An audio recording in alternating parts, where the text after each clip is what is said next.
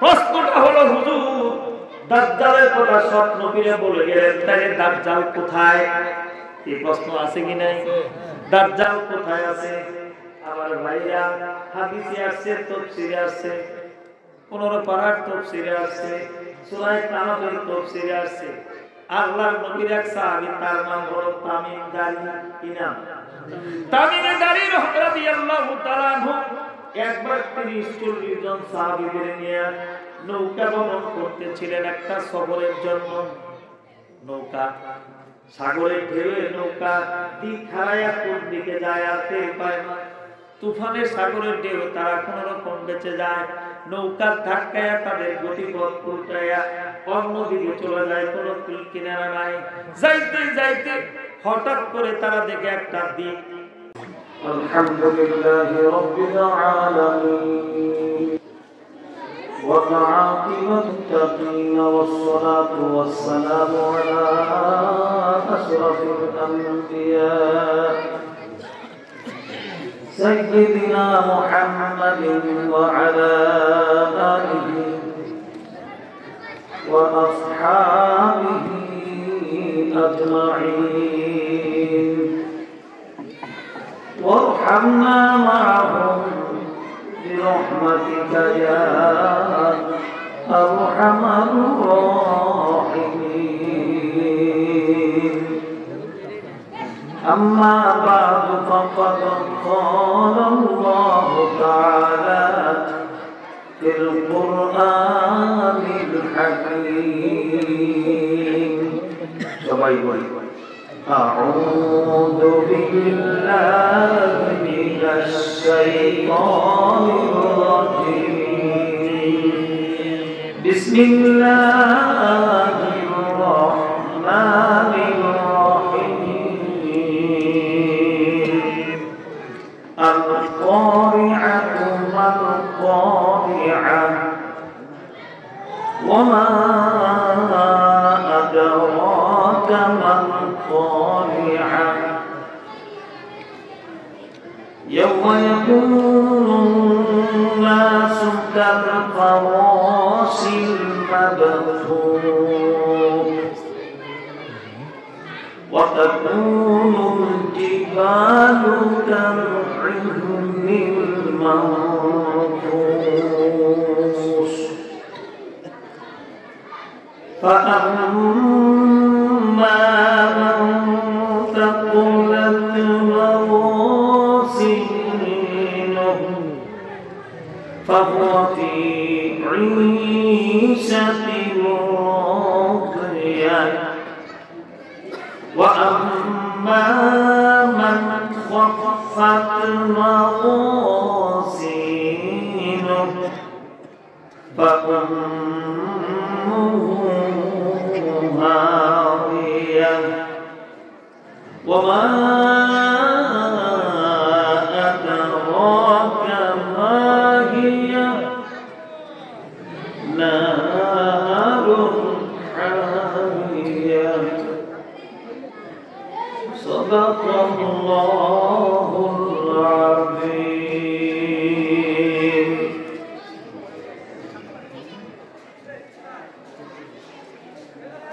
وقد جاء في الحديث قال النبي صلى الله عليه وسلم ثلاثة كلهم ضامن على الله وإن عاش رزق وكفي وإن مات أدخله الجنة من دخل بيته فسلم فهو ضامن على الله ومن خرج إلى المسجد فهو ضامن على الله ومن خرج في سبيل الله فهو ضامن على الله. رواه أداب المفرد للبخاري أو كما قال رسول الله সাল্লাল্লাহু আলাইহি ওয়াসাল্লাম। সবাই দরুদ শরীফ পড়ি। আল্লাহুম্মা সাল্লি আলা মুহাম্মাদ ওয়া আলা আলি মুহাম্মাদ কামা সাল্লাইতা আলা ইব্রাহিম ওয়া আলা আলি ইব্রাহিম ইন্নাকা হামিদুম মাজিদ।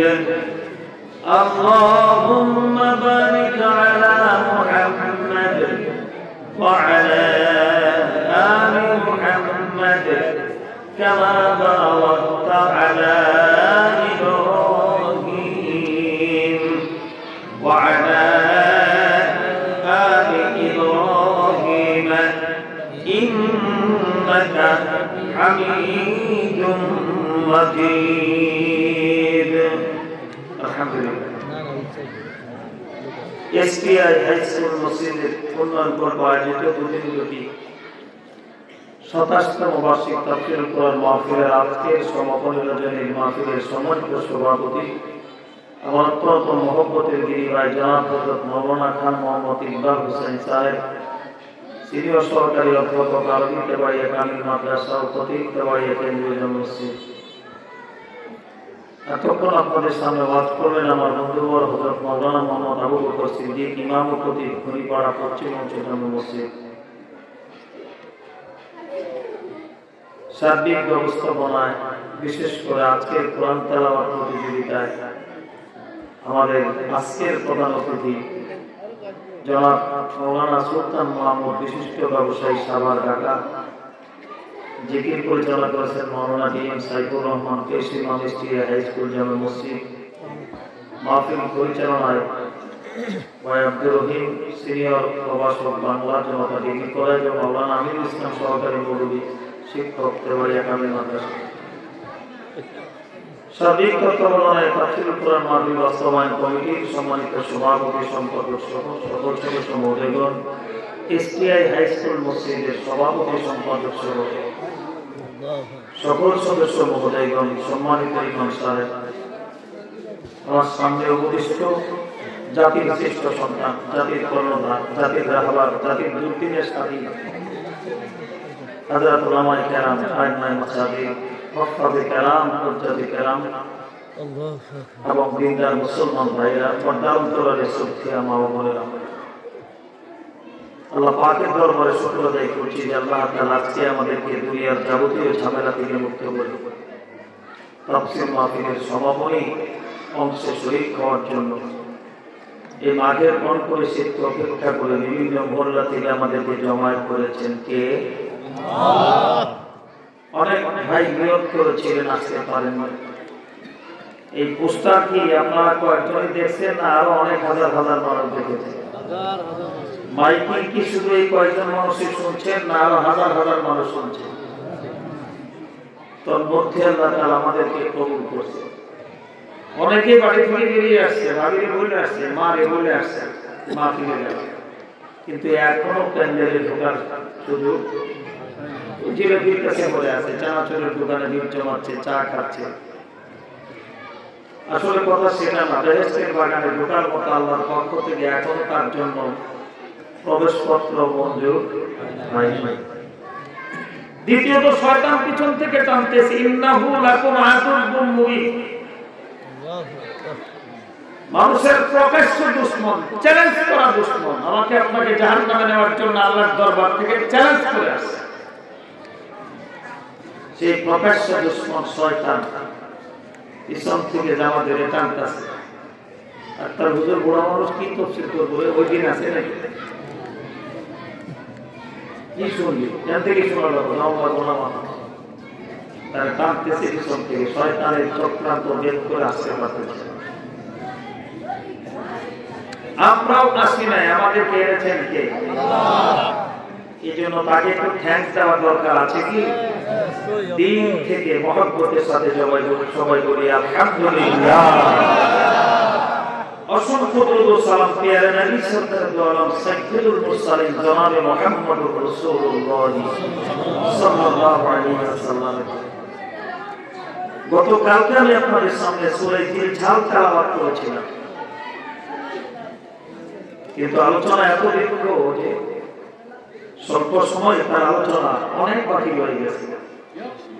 আজকে আবার আপনাদের সামনে সূরাতুল কারিআ মাক্কিয়া, কোরআন শরীফের 111 নম্বর সূরা।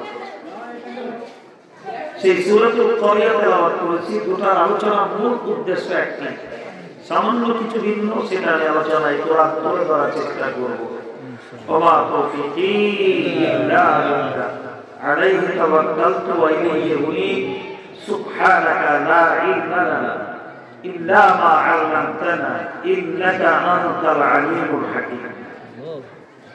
এই সূরার ভিতরে 11টি আয়াত রয়েছে, একটি রুকু, 33টি বাক্য রয়েছে, 152টি অক্ষর রয়েছে।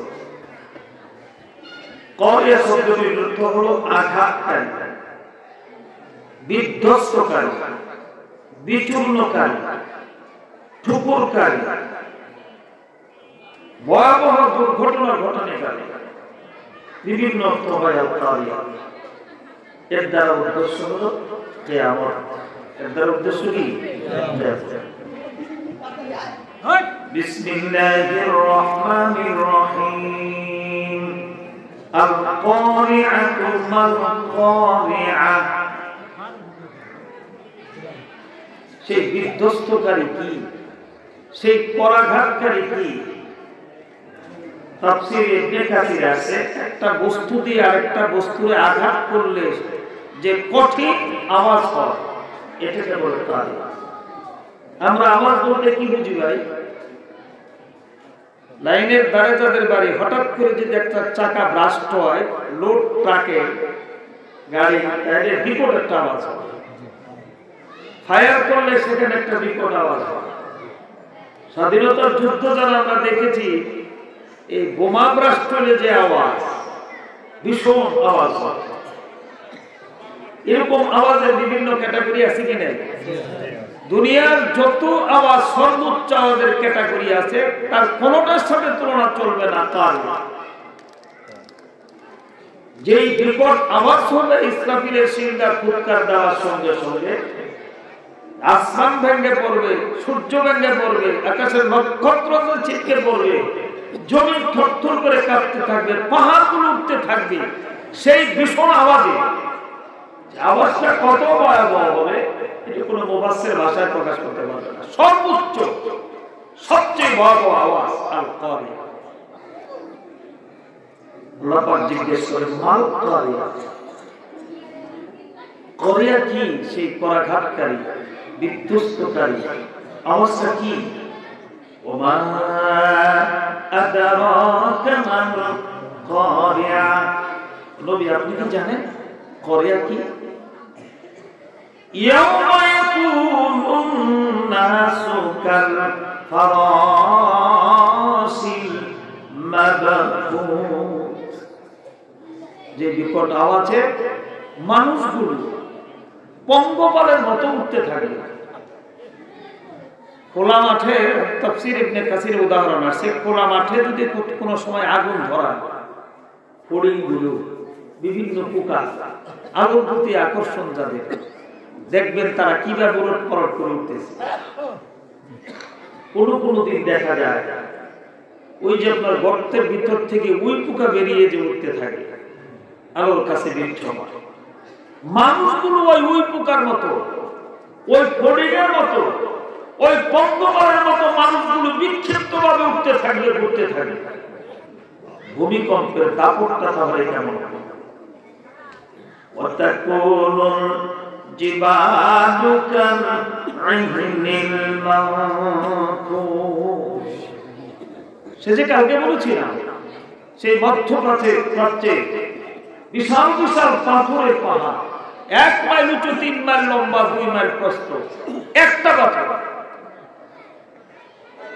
এই পাথরগুলো উঠতে থাকবে কিভাবে, কেমন? তুলে ধন করে যে ল্যাব বানাবার জন্য মেশিন দিয়ে রেজা রেজা করে, এটা না, চুল পশম, ভেড়ার লোম, বকরির লোম, দুম্বার লোম, আমাদের মাথার চুলগুলো যে আমরা ফেলে দেই, এগুলো কিন্তু বিক্রি করে সেলুনাওয়ালা জানেন, এটারে মেশিন দিয়ে পরিষ্কার করে ধুলাই করে অনেক কিছু বানায়। এটা ওই মেশিন দিয়ে এমনি যে আমরা যখন মাথার চুল খেউরি করি, অনেক সময় পানিতে শ্যাম্পুতে ওই সাবানে চুলগুলো দলা বেঁধে থাকে, জটলা বেঁধে থাকে। কিন্তু এটা রোদ্রে শুকায় যখন ওই তুলের ধন মেশিন দিয়ে এটারে ধন করে, তখন একটা পশমের সাথে আরেকটা পশমের কোন সম্পর্ক থাকে না। এই বিক্ষিপ্ত পশমগুলো যেমন যখন ধনাই করা হয়, এগুলো যেমন উঠতে থাকে, সেই 1 মাইল উঁচু, 3 মাইল দৈর্ঘ্য, 2 মাইল প্রস্থ ওই পাথরের পাহাড়গুলো তুলা ধন করা তুলের মতো পশমের মতো এগুলো উঠতে থাকে। ভাই ভয়াবহতা আমি আর কি দিয়ে আপনাদের বুঝাবো, একটু আন্দাজ করে চলুন।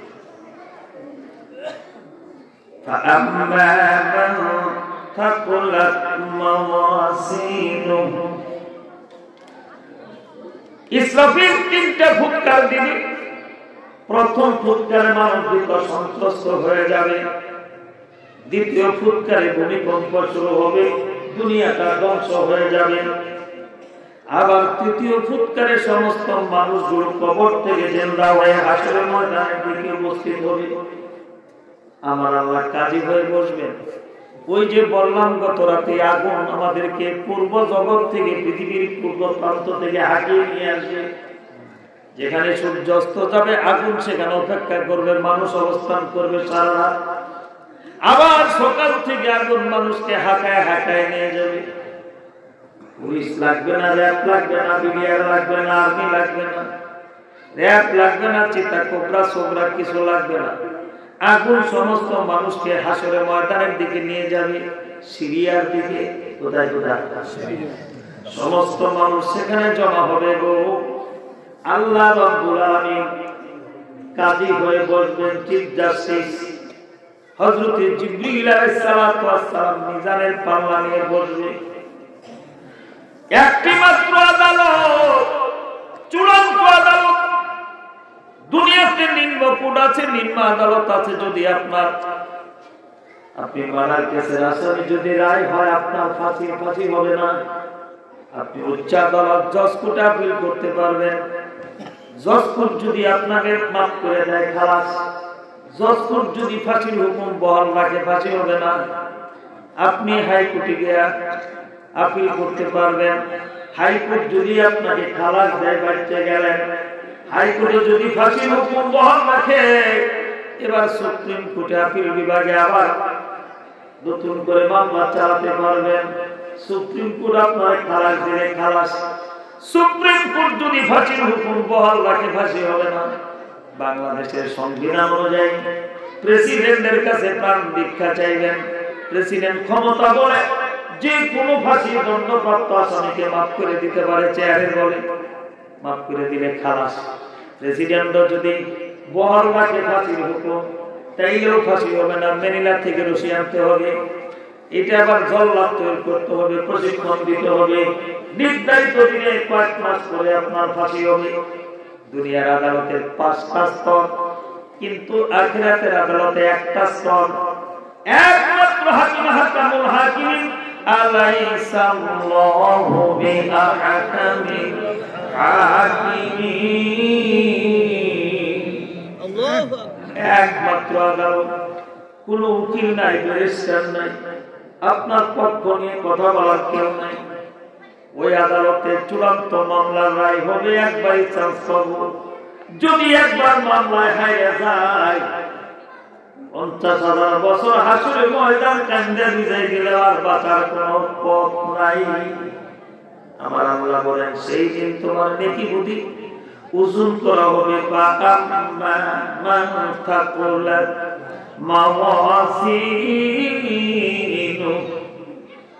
ভাগ্যবান তারা যাদের নেকির পাল্লা ভারী হবে গো। হযরত জিবরিল নেকি বুদ্ধি ওজন করবে, দাড়ি পাল্লা উঁচু করবে। নেকির পাল্লা ভারী হয়ে গেছে, ঘোষণা দিবে, আব্দুল্লাহর ছেলে আব্দুর রহমান, তোমার নেকির পাল্লা ভারী, যাও যাও তুমি জান্নাতে যাও। বলার সঙ্গে সঙ্গে জান্নাতের ফেরেশতারে দোয়ানের নেতৃত্বে একদল ফেরেশতা এসে তাকে ফুলের মালা পরাবে, তাকে নিয়ে যাবে জান্নাতের দিকে, স্লোগান দিতে দিতে জান্নাতে পৌঁছায় দিবে। ফাহুয়া ফি ঈশাতির রাদিয়া, সে থাকবে সুখময় আনন্দের জীবনে, সন্তুষ্টির জীবনে থাকবে। ওয়া আম্মা মান খাফফাত মাওয়াজিনু, দুর্ভাগা যার নেকির পাল্লা হালকা হয়ে যাবে, জিব্রাইল পাল্লাটা টান দিবে, নেকির পাল্লা হালকা মানে গুনার পাল্লা বাড়বে। জিব্রাইল ঘোষণা দিবে, সলিমুদ্দিন ছেলে সলিমুদ্দিন, তোর নেকির পাল্লা হালকা, তুমি জাহান্নামে। আমার ভাইরা ফেরেশতা মালিক জাহান্নামের দারোয়ান তার শিষ্যরা ডান্ডা বিড়ি নিয়ে দাঁড়ায় আছে, 70 গজ শিকল আগুনের দাঁড়ায় আছে, ডান্ডা বিড়ি নিয়ে দাঁড়ায় আছে, আগুনের হ্যান্ডকাপ নিয়ে দাঁড়িয়ে আছে। জিব্রাইল ঘোষণা দেওয়ার সঙ্গে সঙ্গে তাকে ধরে ফেলবে, হাত কড়া লাগাবে, ডান্ডা বিড়ি পরাবে, 70 গজ শিকল দিয়ে, আগুনের শিকল দিয়ে ফেরেশতারা টানে হেসে তাকে জাহান্নামে নিক্ষেপ করবে।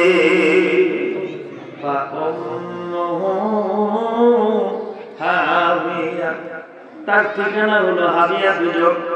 ওমা আদরাকা মা হিয়া, ও নবী আপনি কি জানেন সে হাবিয়া দুজকটাকে? হাবিয়া কি? নারুন হামিয়া, হাবিয়া দুজকের কিছু না, শুধু উত্তপ্ত ফুটন্ত আগুন আর আগুন। আল্লাহ আমাদের হেফাজত করে, জোরে বলি আমিন।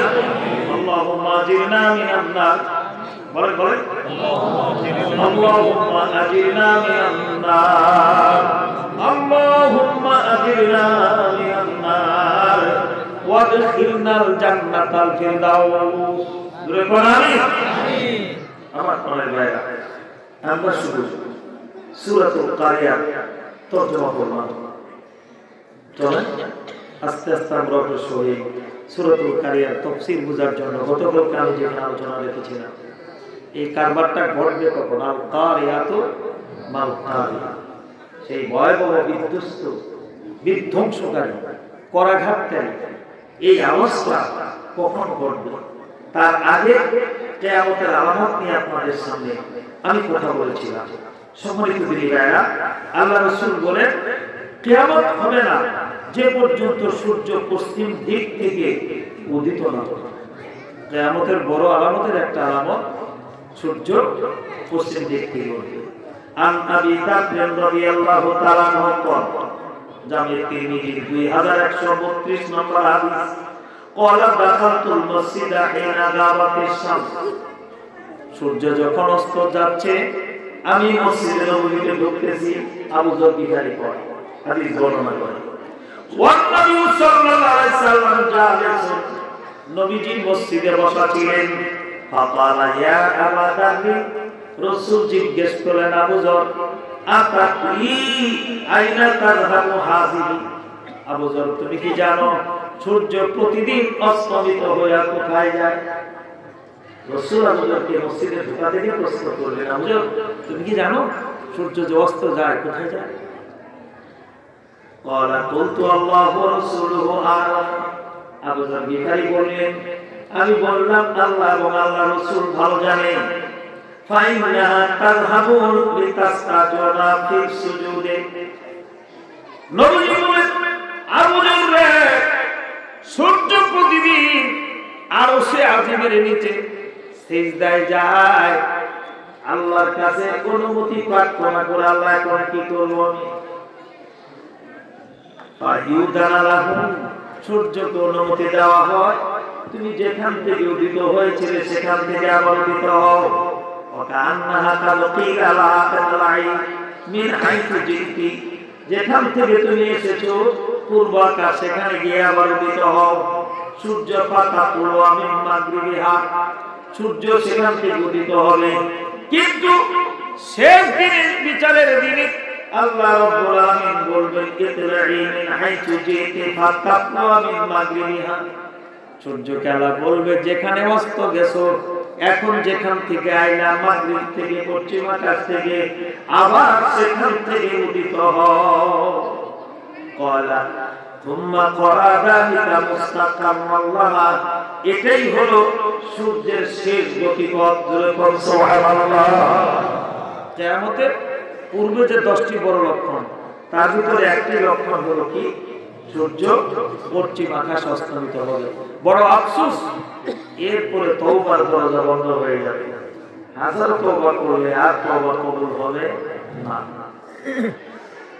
আল্লাহর নবী বলেন ফোরাত নদীর তলদেশ থেকে স্বর্ণের খনি বের হবে এটা প্রকাশ পাওয়ার আগে কিয়ামত হবে না আন আবি হুরায়রা রাদিয়াল্লাহু তাআলা আনহু হাদিসটি বুখারী মুসলিম বর্ণনা করেছেন قال قال رسول الله صلى الله عليه وسلم يوشك الفرات أن يحصل عن كنز من ذهب فمن حضر فلا يأكل منه شيئا متفق عليه রাসূল বলেন অচিরেই ফোরাত নদী শুকিয়ে যাবে ফোরাত নদীটা শুকিয়ে যাবে সেখান থেকে বের হবে স্বর্ণের খনি ফামান হাদারা আমার উম্মতিরা তোমরা যারা এই দৃশ্য দেখবে ওই সময় তোমরা এখানে উপস্থিত থাকবে তোমাদের মধ্যে কেউ যেন সেখান থেকে কোনো কিছু গ্রহণ না করে ওই স্বর্ণ যেন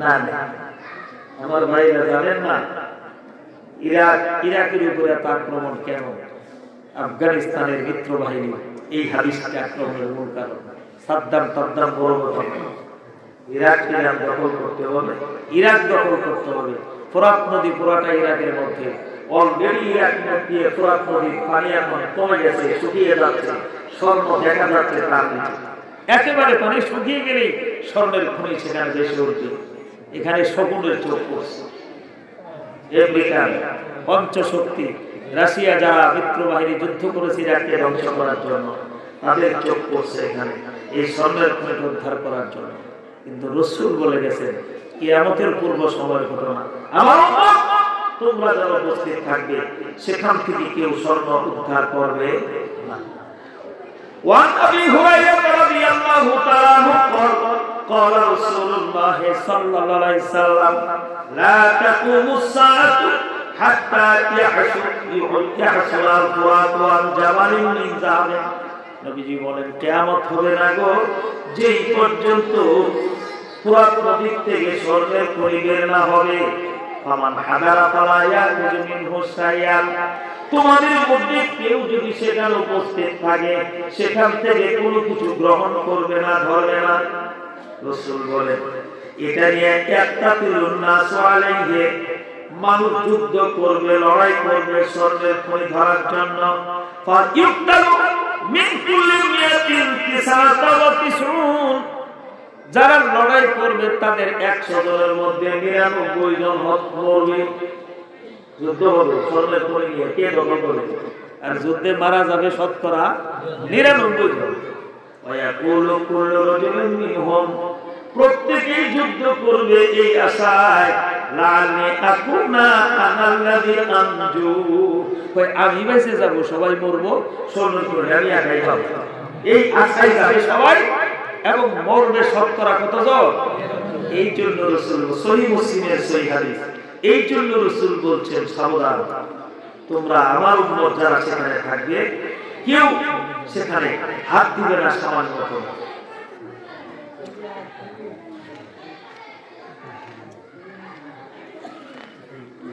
কিয়ামতের পূর্বে আমার রাসূল বলেন আমার উম্মতেরা শোনো কিয়ামত হবে না আন জাবির রাদিয়াল্লাহু তাআলা قال قال رسول الله صلى الله عليه وسلم يكون في آخر الزمان خليفة يقسم المال ولا يعده وفي رواية قال يكون في آخر أمتي خليفة يعطي المال حيثا ولا يعده عدا رسول বলেন কিয়ামতের পূর্বে শেষ জামানায় আমার একজন খলিফা আসবে রাসূলের একজন খলিফা আসবে এমন ভাবে মানুষের মাঝে সম্পদ বিতরণ করবে কোনো গোড়াগুড়ি করবে না আবার আরেক রাওয়াতে আছে শেষ জামানে একজন খলিফা আসবে, মানুষকে প্রচুর পরিমাণে দান করবে।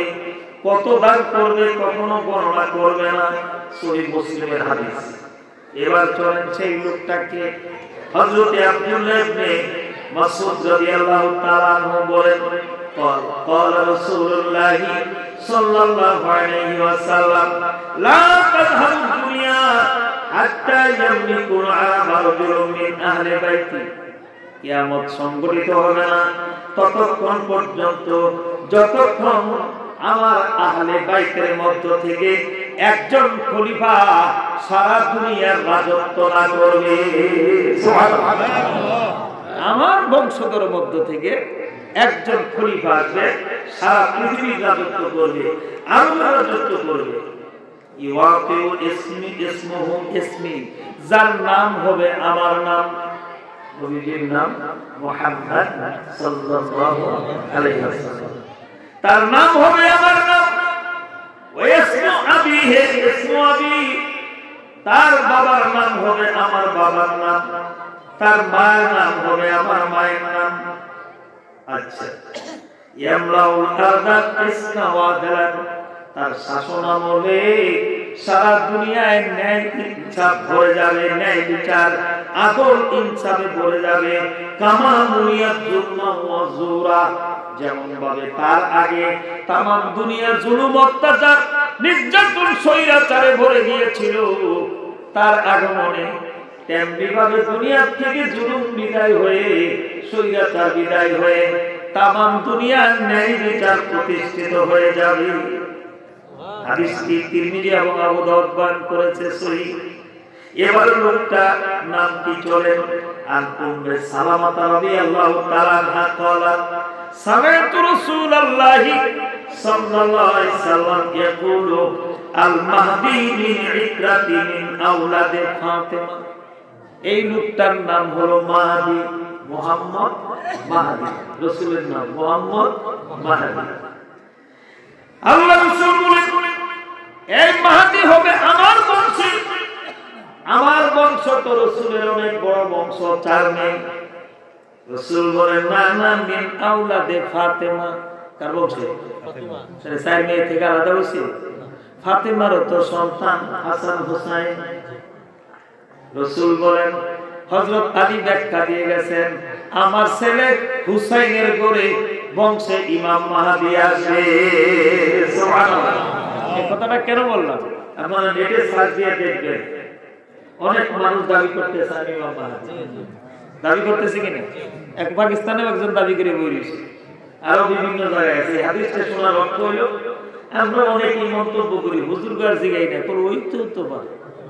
আমাদের মন্তব্যটা কি? ওইতেও তো পারে, এমন মন্তব্য করা যাবে না। এই রাসূলের কথার সাথে যদি না মিলে সে ইমাম মাহদি হতে পারে না। রাসূলের কথার সাথে মিলতে হবে, এই জন্য এই কথাগুলো আমাদের জানার দরকার। রাসূল বলেন ঠিক কি না? ওয়ান আবি সাঈদ আল খুদরি, আমরা কি পাইলাম? ইমাম মাহদির নাম হবে মুহাম্মদ মাহদি, তার বাবার নাম রাসূলের বাবার নাম, তার মায়ের নাম রাসূলের মায়ের নাম। চিনে রাখবে, আসবে রাসূলের বংশ থেকে, আসবে ফাতেমার আওলাদ থেকে, আসবে হুসাইনের বংশ থেকে। কি মনে থাকবে কথাগুলো? অনেকেই সিক্রেট নিয়ে আইবো ইমাম মাহদি প্রকাশ পেয়েছে। ওই যে কাদিয়ানি গোলাম মোহাম্মদ কাদিয়ানি প্রথম নিজেকে দাবি করে আমি ইমাম মাহদি, পরে দাবি করে আস্তে আস্তে যাই আমি জোরে করলাম। এরকম অনেক মিথ্যাবাদী আছে, এই জন্য আমাদের জানা থাকা দরকার। ওয়ান আবি সাঈদ আল খুদরি রাদিয়াল্লাহু তাআলা قال قال رسول الله صلى الله عليه وسلم المهدي مني, মাহদি হবে আমার বংশধর থেকে। আজরাল জাবাহাতু, তার কপালটা থাকবে উষা এবং উজ্জ্বল। সুবহানাল্লাহ সুবহানাল্লাহ। আকেনাল আনকো, নাকটা থাকবে উঁচু এবং সরু। রাসূল তার পরিচয় দিয়ে গেছেন, ইয়ামুলাউল আরদা কিসতান ওয়া আদলান কামা মুনিয়াত জুলমা ওয়া জাওরান। সে আসার পরে তামাম পৃথিবী যেমন জুলুম অত্যাচারে তার আগমনের পূর্বে ভরে গিয়েছিল, তার আত্মপ্রকাশের পরে ন্যায় ইনসাফ তামাম পৃথিবী ভরপুর হয়ে যাবে। ইয়ামলিকু সাবা সিনিন, তিনি 7 বছর পৃথিবীর রাজত্ব করবেন। কয় বছর? এটা রাসূল বলে দিয়েছে। وعن أبي سعيد الخدري رضي الله تعالى عن النبي صلى الله عليه وسلم في قصة المهدي قال فيجيء إليه رجل মাহদীর কাছে এক ব্যক্তি আসবে ফায়াকুলু ইয়া মাহদী আতিনি আমাকে কিছু দান করুন মাহদী আমাকে কিছু দান করুন এইভাবে সওয়াল করবে ক্বালা ফা ইয়াহতালাহু ফি তাওবিহি মাসতাতা আইয়াহমিলাহু মাহদী বলবে তুমি নিয়ে যাও তুমি যতটুকু বোঝা বহন করে নিতে পারো তোমার সাধ্যের মধ্যে নিয়ে যাও সকাল থেকে সন্ধ্যা পর্যন্ত এক বস্তা মাল যদি বিতরণ করে সারাদিন যে ভরাই ছিল সন্ধ্যার সময় বস্তা ভরাই হাজার কোটি মানুষের দুনিয়া সবারই দিলেও মাহাদির হাতের বরকত ফুরাবে না।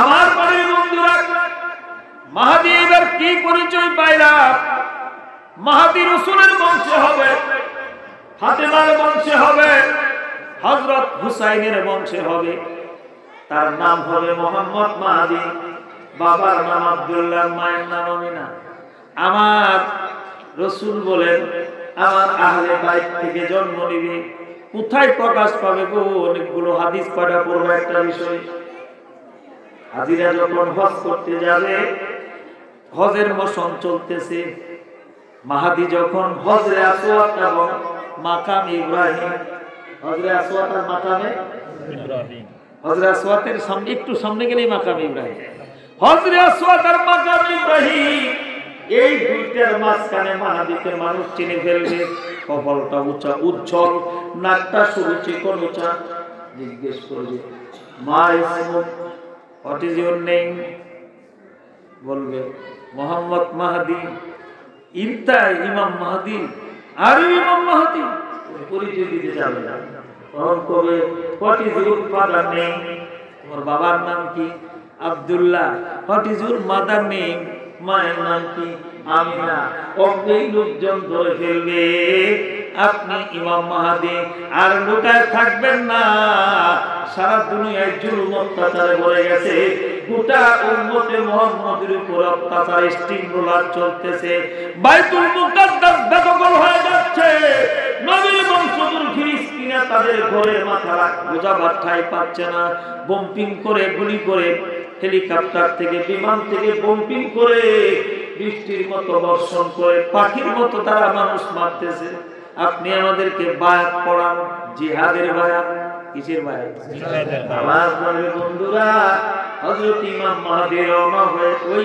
সমস্ত হাজিরা ওই সিজনে ওই বছর যারা হজ করতে যাবে গো তারা আর বাড়ি ফিরবে না বড় ভাগ্যবান উম্মত ওই যুগের তারা ইমাম মাহদীর কাফেলায় তারা যোগ দিবে ইমাম মাহদীকে নেতা মাইনা ইমাম মাইনা আমির মাইনা তারা তার সাথে সাথে রওনা হবে ইমাম মাহদী রওনা হবে সিরিয়ার দিকে কোথায় কোথায় সিরিয়া আমার বাড়ির বন্ধুরা সারা দুনিয়ার মুসলমান আস্তে আস্তে ইমাম মাহদীর কাফেলায় যোগদান করবে সারা পৃথিবীর থেকে মানুষ আসবে ইমাম মাহদীর কাফেলায় যোগদান করবে বিশাল কাফেলা নিয়ে বিশ্বজয়ী কাফেলা নিয়ে সিরিয়ায় যাবে ইমাম মাহদী সিরিয়ার রাজধানী দামেস্কের বড় মসজিদে দাঁড়াবে আসরের নামাজের ওয়াক্ত অন্য রাওয়ায়াতে আসছে ফজরের নামাজের ওয়াক্তে সমস্ত মুসল্লিরা নামাজের জন্য প্রস্তুতি নেবে এমন সময় মুয়াজ্জিন আযান দিবে ইমাম মাহদী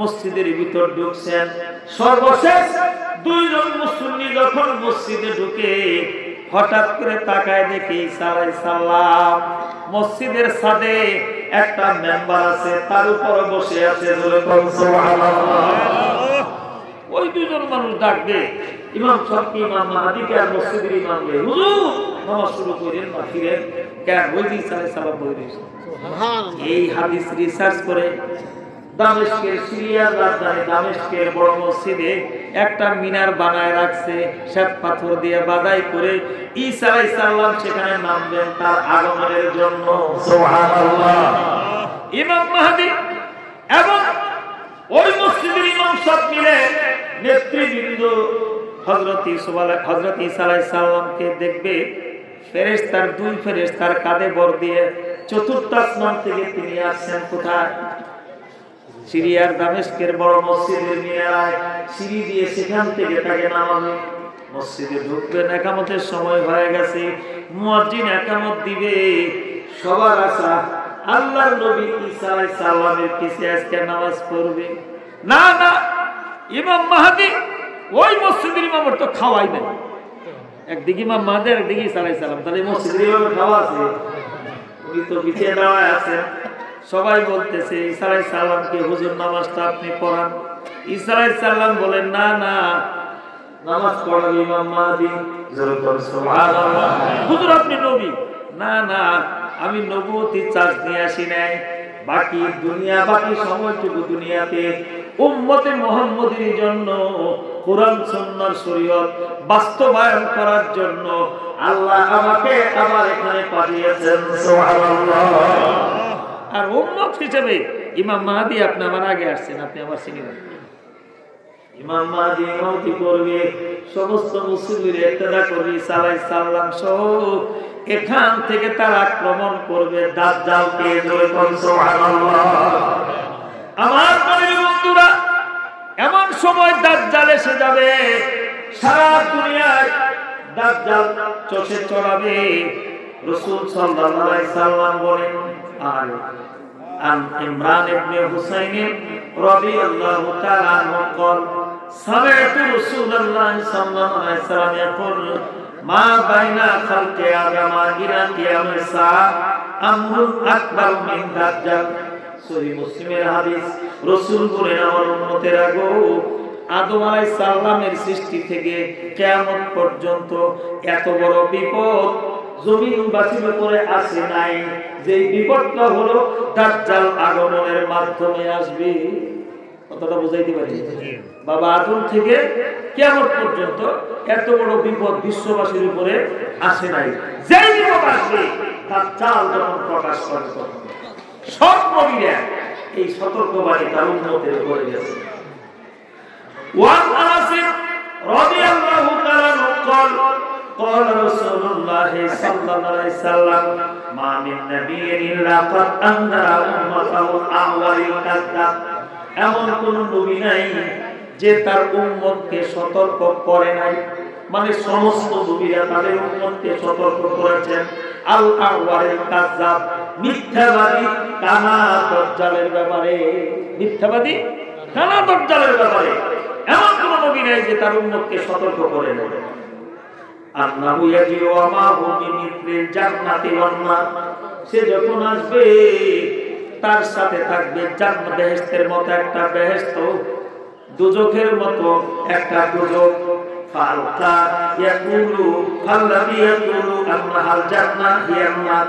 নবীজি বলেন উম্মতেরা, ওই দাজ্জাল যেইটারে বেহেশত বলবে আসলে সেটা বেহেশত না, ওইটাই জাহান্নাম। বেহেশত মনে কইরা তারে কুদা মাইরে যারা সেখানে জাপ দিবে তারা জাহান্নামের আগুনে জ্বলবে। রাসূল বলেন ওয়াইন্নাহা জান্নাত হিয়ান নার ওয়ান নারু আনদুকুম, যেটাকে বলবে জাহান্নাম আমারে যদি তুমি না মানো খোদা বলে এই আগুনে ফেলবো, এটা আসলে আগুন না, এটা বেহেশত। কেউ যদি ওর কথা না মেনে আগুনে ঝাঁপিয়ে পড়ো, আল্লাহ তাআলা তাকে জান্নাতের সুখ দিবে। সুবহানাল্লাহ। কথাগুলো মনে রাখতে হবে। কি দাজ্জাল হলো মিথ্যাবাদী, হাদিসে কি বের হয় 100 কানা। আর পাইল কি দাজ্জাল কি করবে, তার এক হাতে থাকবে বেহেশতের মতো বেহেশত, ওই বেহেশত না, বেহেশতের মতো বেহেশত, দুজখের মতো দুজখ। যারা তারে খোদা মানবে তাদেরকে দিবে বেহেশত। রাসূল বলেন তোমরা মনে করছো দেখাবে বেহেশত, আসলে সেটা কি জাহান্নাম। আবার যে না মানবে তারা দিবে জাহান্নামে আগুনে। তোমরা দেখতেছো সেটা আগুন, আসলে সেটাই বেহেশত, সেটা আগুন না। জোরে বলো সুবহানাল্লাহ। আমার বন্ধুরা, আল্লাহ রাসূল বলেন আনাস রাদিয়াল্লাহু তাআলা আনহু রাসূলুল্লাহ সাল্লাল্লাহু আলাইহি ওয়াসাল্লাম তাআলা ইয়াকবাউ দাজ্জাল মিনাল ইয়াহুদ, দাজ্জাল হবে ইহুদি বংশোদ্ভূত। পরিচয় বলেন দাজ্জাল হবে কোন বংশে? জোরে বল। ইহুদি বংশের প্রকাশ পাবে কোথা থেকে? এখানে কিন্তু পাচ্ছে দাজ্জাল থেকে প্রকাশ পাবে। এক নম্বরে দাজ্জাল প্রকাশ পাবে ইস্পাহান থেকে। ইস্পাহান থেকে, যেটা ইরানে অবস্থিত। আরেকটা জায়গার নাম হলো খোরাসান, ফিলিস্তিনের নিকটে সিরিয়ার কাছে এটা অবস্থিত। আরেকটা জায়গার নাম হলো শাম আর ইরাক। শাম আর ইরাক এর মাঝখানে একটা রাস্তা থেকে, এটাই বর্তমান মুফাসসিরিনে কেরাম চিহ্নিত করছে ইসরাইল। আর জায়গা কয়টা? একটা খোরাসান আর একটা ইস্পাহান ইরানে, আর একটা হলো কি ইসরাইল। ইরাক এবং শামের মাঝখানে যে জায়গাটা, এই জায়গাটার নাম হলো ইসরাইল। এই তিন জায়গা, তিনটা রওয়ায়াত আছে, তিন জায়গার এক জায়গা থেকে দাজ্জাল বের হবে। ৭০,০০০ ইহুদি তার শিষ্য হবে। কত হাজার? ৭০,০০০ ইহুদি ইস্পাহানের ইসরাইলের তারা তার শিষ্য হবে গো। আরো অসংখ্য মহিলা তার শিষ্য হবে। রাসূল বলেন একদল নারী তার শিষ্য হবে, তাদেরকে তোমরা রশি দিয়ে বেঁধে করে আটকাইতে পারিবে না। সদল বলে পঙ্গপালের মতো ছুটে গিয়া, কোনো বাদ মানবে না, ছুটে গিয়া দাজ্জালের দলে ইহুদিদের কাতারে যোগ দিবে। শুরু করছে তো মেয়েরা ছুটে যাওয়া শুরু করছে না? মা বাবার কাছ থেকে ছুটে যাওয়া শুরু হয়েছে, ভাই বোন থেকে ছুটে যাওয়া শুরু হয়েছে না? মনের মতো সঙ্গিনীকে খুঁজে নেয় অথবা স্বেচ্ছাচারিতায় জীবন চালায়। এই যে এটা দাজ্জালের আগমনের পূর্বাভাস।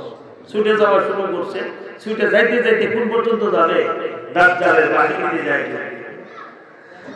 আমার বাড়ির বন্ধুরা, প্রশ্নটা হলো হুজুর দাজ্জালের কথা সব নবীরা বলে গেলেন, তাই দাজ্জাল কোথায়? এই প্রশ্ন আছে কি নাই? দাজ্জাল কোথায় আছে? আমার ভাইরা, হাদিসে আসছে, তাফসীরে আসছে, 15 পারার তাফসীরে আসছে, সূরা কাহফের তাফসীরে আসছে। আল্লাহর নবীর এক সাহাবী, তার নাম হলো তামিম দারী। কি নাম? তামিম দারী রাদিয়াল্লাহু তাআলা আনহু একবার 30-40 জন সাহাবীদের নিয়ে নৌকা ভ্রমণ করতেছিলেন একটা সফরের জন্য। নৌকা সাগরের ঢেউয়ে নৌকা দিক হারায়া কোন দিকে যায় আর টের পায় না। তুফানের সাগরের ঢেউ তারা কোন রকম বেঁচে যায়। নৌকার ধাক্কায় তাদের গতিপথ উল্টায়া অন্যদিকে চলে যায়, কোনো কুল কিনারা নাই। যাইতে যাইতে হঠাৎ করে তারা দেখে একটা দ্বীপ। কি দেখে? একটা দ্বীপ, কোনো মানুষজন নাই, একটা দ্বীপ। সেই দ্বীপে তারা উঠে পড়ে। দ্বীপে উঠে দেখে একটা জমি, সেখানে গিয়া দেখে একটা প্রাণী, সারা শরীর লুমলুমে ঢাকা, মাথা কোনটা, পা কোনটা, সামনে কোনটা, পিছনে কোনটা চেনা যায় না, লম্বা লম্বা পশমে ঢাকা একটা প্রাণী। ওই প্রাণী রাসূলের সাহাবী তামিম দারী এবং তার দলবল যারা, তাদেরকে জিজ্ঞেস করে, এই তোমরা কে, কোত্থেকে আসছো, তোমাদের পরিচয় কি? তামিম দারী জবাব দেয়, আমরা আরব থেকে আসছি, আমরা মুসলমান। তোমরা মুসলমান, আরব থেকে আসছো? তাহলে আসো আসো, তোমাদের একটা খবর আছে, একজন লোক তোমাদের জন্য অপেক্ষা করতেছে, আমি সেখানে নিয়ে গেল। আরেকটু দূরে সেই দিকের মাঝখানে একটা বিশাল বড় একটা ঘর, ঘরের মধ্যে একটা ব্যক্তিকে শিকল দিয়ে বাইরে রাখছে, সারা শরীর হাত পা শিকল দিয়ে পেছনে বাঁধা। লোকটা উঠা বসা করতে পারে না, এদিক সেদিক যাওয়ার তার ক্ষমতা নাই। ওই লোকটার সামনে গিয়া যখন দাঁড়াইছে, তখন ওই লোকটা জিজ্ঞেস করে, তোমরা কে, তোমাদের পরিচয় কি? হযরতে তামিম দারী জবাব দেন, আমরা হলাম মুসলমান, আরব থেকে আসছি। শুনেই ওই লোকটা বলতেছে, আশ্চর্য ব্যাপার, আসলে কি তোমরা মুসলমান? হ্যাঁ। আরবে থাকো? হ্যাঁ। ঠিক আছে, তাহলে বলো নবী মুহাম্মদ সাল্লাল্লাহু আলাইহি সাল্লামের খবর কি? সরাসরি শিকল দে বান্দা। এই লোকটা জিজ্ঞেস করে, মুহাম্মদ সাল্লাল্লাহু আলাইহি সাল্লামের খবর কি? তামিম দারী বললেন, হ্যাঁ, মুহাম্মদ সাল্লাল্লাহু আলাইহি সাল্লাম আসছেন, নবুয়তের দায়িত্ব পালন করছেন, তার ব্যাপারে পরিচয় দিলেন।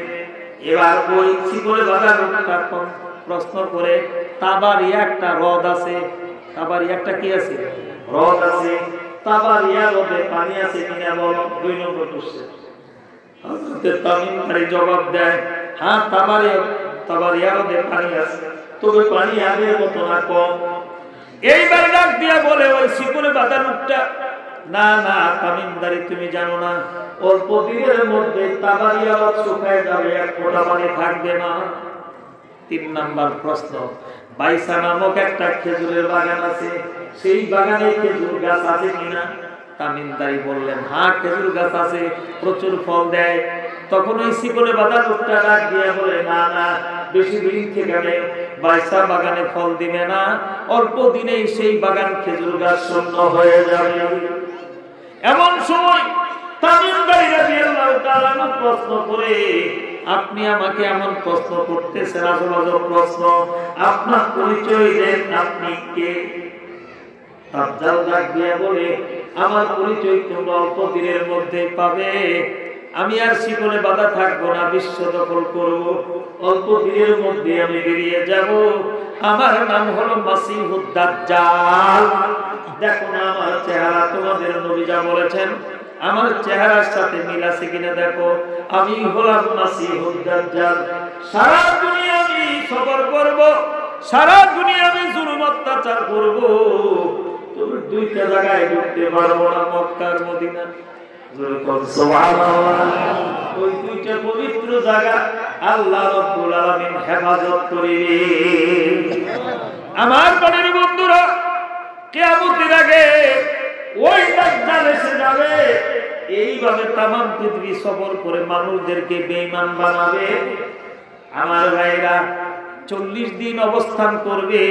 কয়দিন? 40 দিন অবস্থান করবে। রাসূল বলেন প্রত্যেকটা প্রথম দিন হবে 1 বছরের সমান লম্বা।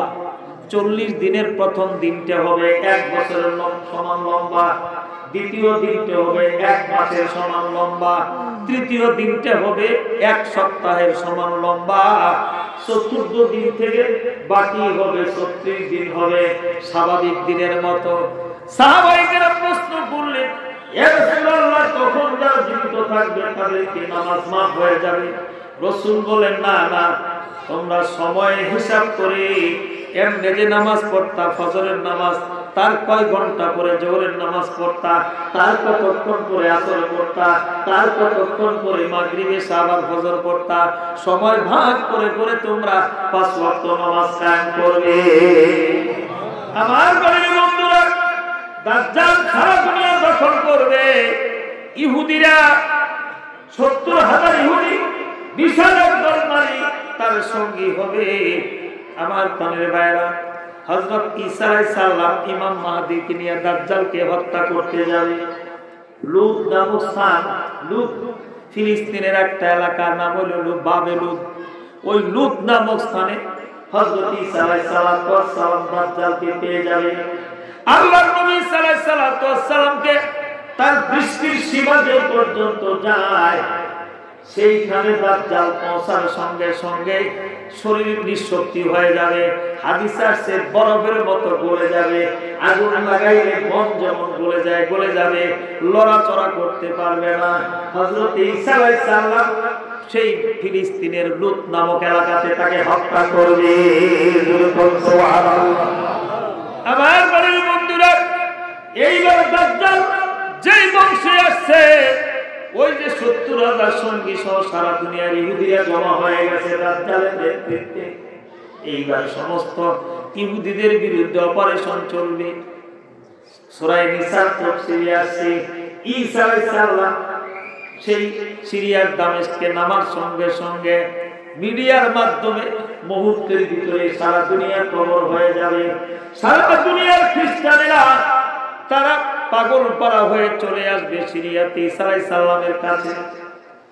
প্রযুক্তি এবং সেখান তখনকার যোগাযোগ মাধ্যমে যে যেমনে পারে সারা দুনিয়ার খ্রিস্টানেরা গ্রামগুলো বিয়েছে, খ্রিস্টানগুলো ঈসা আলাইহিস সালাম, সমস্ত খ্রিস্টানেরা গিয়া ঈসা আলাইহিস সালামকে বলবে, ঈসা আলাইহিস সালামকে বলবে, আপনার আসমান চলে যাওয়ার পরে আমরা দীর্ঘদিন আপনার অপেক্ষায় থেকে আপনার ধর্মটা টিকে রাখছি। আপনি আসছেন আমাদেরকে উম্মত হিসেবে গ্রহণ করে, আপনি আমাদের নবী, বাকি জীবন আমরা আপনার খেদমত করে কাটাতে চাই।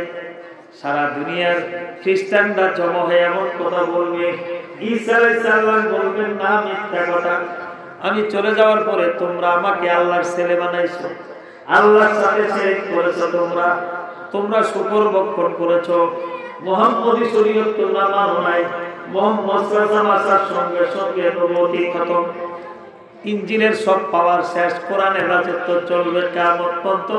তোমরা কোরআনের বিরোধিতা করেছো, তোমরা আমার নাফরমান উম্মত। সমস্ত খ্রিস্টানরা বলবে, হুজুর এইভাবে আমাদের দূরে নিক্ষেপ করবেন না, আমাদেরকে আপনার উম্মতের কাতারে, আপনার ভক্তের কাতারে নিয়ে নেন।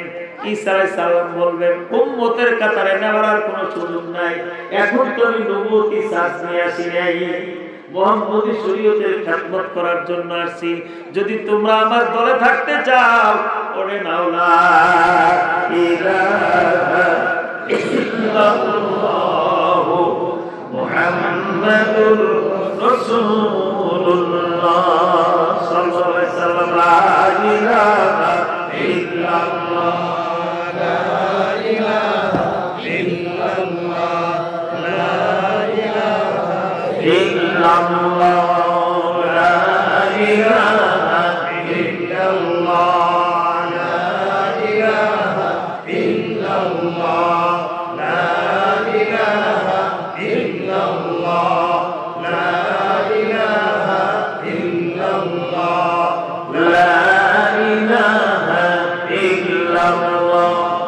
লা ইলাহা ইল্লাল্লাহ, লা ইলাহা ইল্লাল্লাহ, মুহাম্মাদুর রাসূলুল্লাহ সাল্লাল্লাহু আলাইহি সাল্লাম। আমার পরের বন্ধুরা, আল্লাহ কোরআনে বলছেন, সমস্ত খ্রিস্টানরা মুহাম্মদী কলেমা পড়ে ঈসার হাত ধরে তারা মুসলমান হয়ে যাবে। ইল্লাহি তাকবীর, আল্লাহু আকবার, ইল্লাহি তাকবীর, আল্লাহু আকবার। সুন্নাহর আলো সারা বাংলায় জালো, সুন্নাহর আলো সংসদে জালো, সুন্নাহর আলো। আমার মনের বন্ধুরা, আজকে সমস্ত পাওয়ার খ্রিস্টানদের হাতে, সমস্ত অস্ত্র আজকে খ্রিস্টানদের হাতে। পিছন থেকে লেজ লাগতেছে ইহুদি, লেজ লাগে কি ইহুদি। ওই খ্রিস্টানরা সব মুসলমান হয়ে যাবে হযরত ঈসা আলাইহিস সালামের নেতৃত্বে। ইমাম মাহদীর মুসলমানদের কাফেলা আর ঈসা আলাইহিস সালামের উম্মত খ্রিস্টানেরা নতুন মুসলমান হইয়া দুই বাহিনী একত্র হইয়া সারা দুনিয়ার ভিতরে সবচেয়ে বড় বাহিনী হবে এইটা মুসলমান। এবার আন্দোলন চলবে। ঈসা আলাইহিস সালাম এবং ইমাম মাহদী দুইজনে মিলে এক নেতৃত্ব দিয়ে, ইমাম মাহদীর নেতৃত্বে এইবার ইহুদিদের বিরুদ্ধে চলবে আক্রমণ। দাজ্জালের বংশধর যারা, তাদেরকে খতম করে দাও। আক্রমণ চলবে সারা দুনিয়ায়। সহিহ মুসলিমের হাদিস, রাসূল বলেন, আন আবি হুরায়রা রাদিয়াল্লাহু তাআলা আনহু قال رسول الله صلى الله عليه وسلم لا تقوم الساعة حتى يقاتل المسلمون اليهود। রাসূল বলেন, কিয়ামত হবে না যেই পর্যন্ত মুসলমানরা ইহুদিদেরকে হত্যা না করবে। সুবহানাল্লাহ। সারা দুনিয়ার মিডিয়া আজকে ইহুদিদের হাতে, সারা দুনিয়ার প্রযুক্তি আজকে ইহুদিদের হাতে, সারা দুনিয়ার ব্যাংক ব্যালেন্সের প্রযুক্তি আজকে ইহুদিদের হাতে, সারা দুনিয়ার রাজনীতির চাক্কা করে আজকে ইহুদি। এই ইহুদিরা সারা পৃথিবী যাযাবর ছিল। 100 বছর আগেও ইসরায়েল নামে কোন রাষ্ট্র ছিল না, সেখানে তারা জমায়েত হয়ে বাইতুল মুকাদ্দাস মসজিদ ধ্বংস করার পায়তারা করতেছে এবং নবীর বংশধর মুসলমানদেরকে হত্যা করতেছে। এই ইহুদিদের পরিণতি কি? রাসূল ভবিষ্যৎবাণী করে গেছেন, কিয়ামত হবে না মুসলমানরা ইহুদিদের গোষ্ঠী শুদ্ধ যে পর্যন্ত শেষ না করবে। হাত্তা ইয়াক্তাবি মিন ওয়ারাই হাজার ওয়াস শাজারি। ইহুদিরা পৃথিবীতে কোনো জায়গা পাবে না বাঁচার জন্য, একটু ঠাঁই পাবে না মাথা গোজাবার। তারা জায়গা নিবে পারে, পাথরের আড়ালে গিয়ে পালাবে, গাছের গুহার ভিতরে, গাছের ডালে, গাছের আড়ালে পালাবে। ফায়াকুল হাজার ওয়াস শাজারু।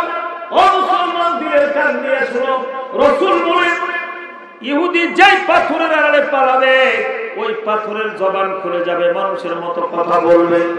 যেই গাছে ইহুদি পালাবে, গাছের জবান খুলে যাবে। সহিহ মুসলিমের হাদিস।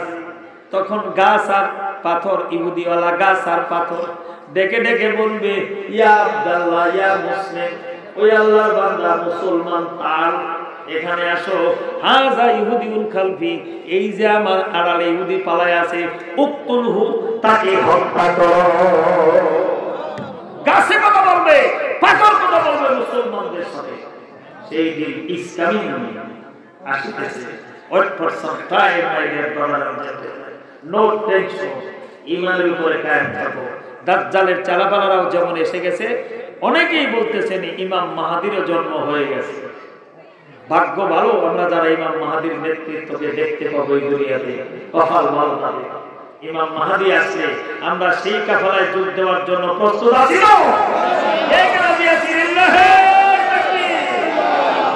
কবুল করে জুড়ে বলি আমিন।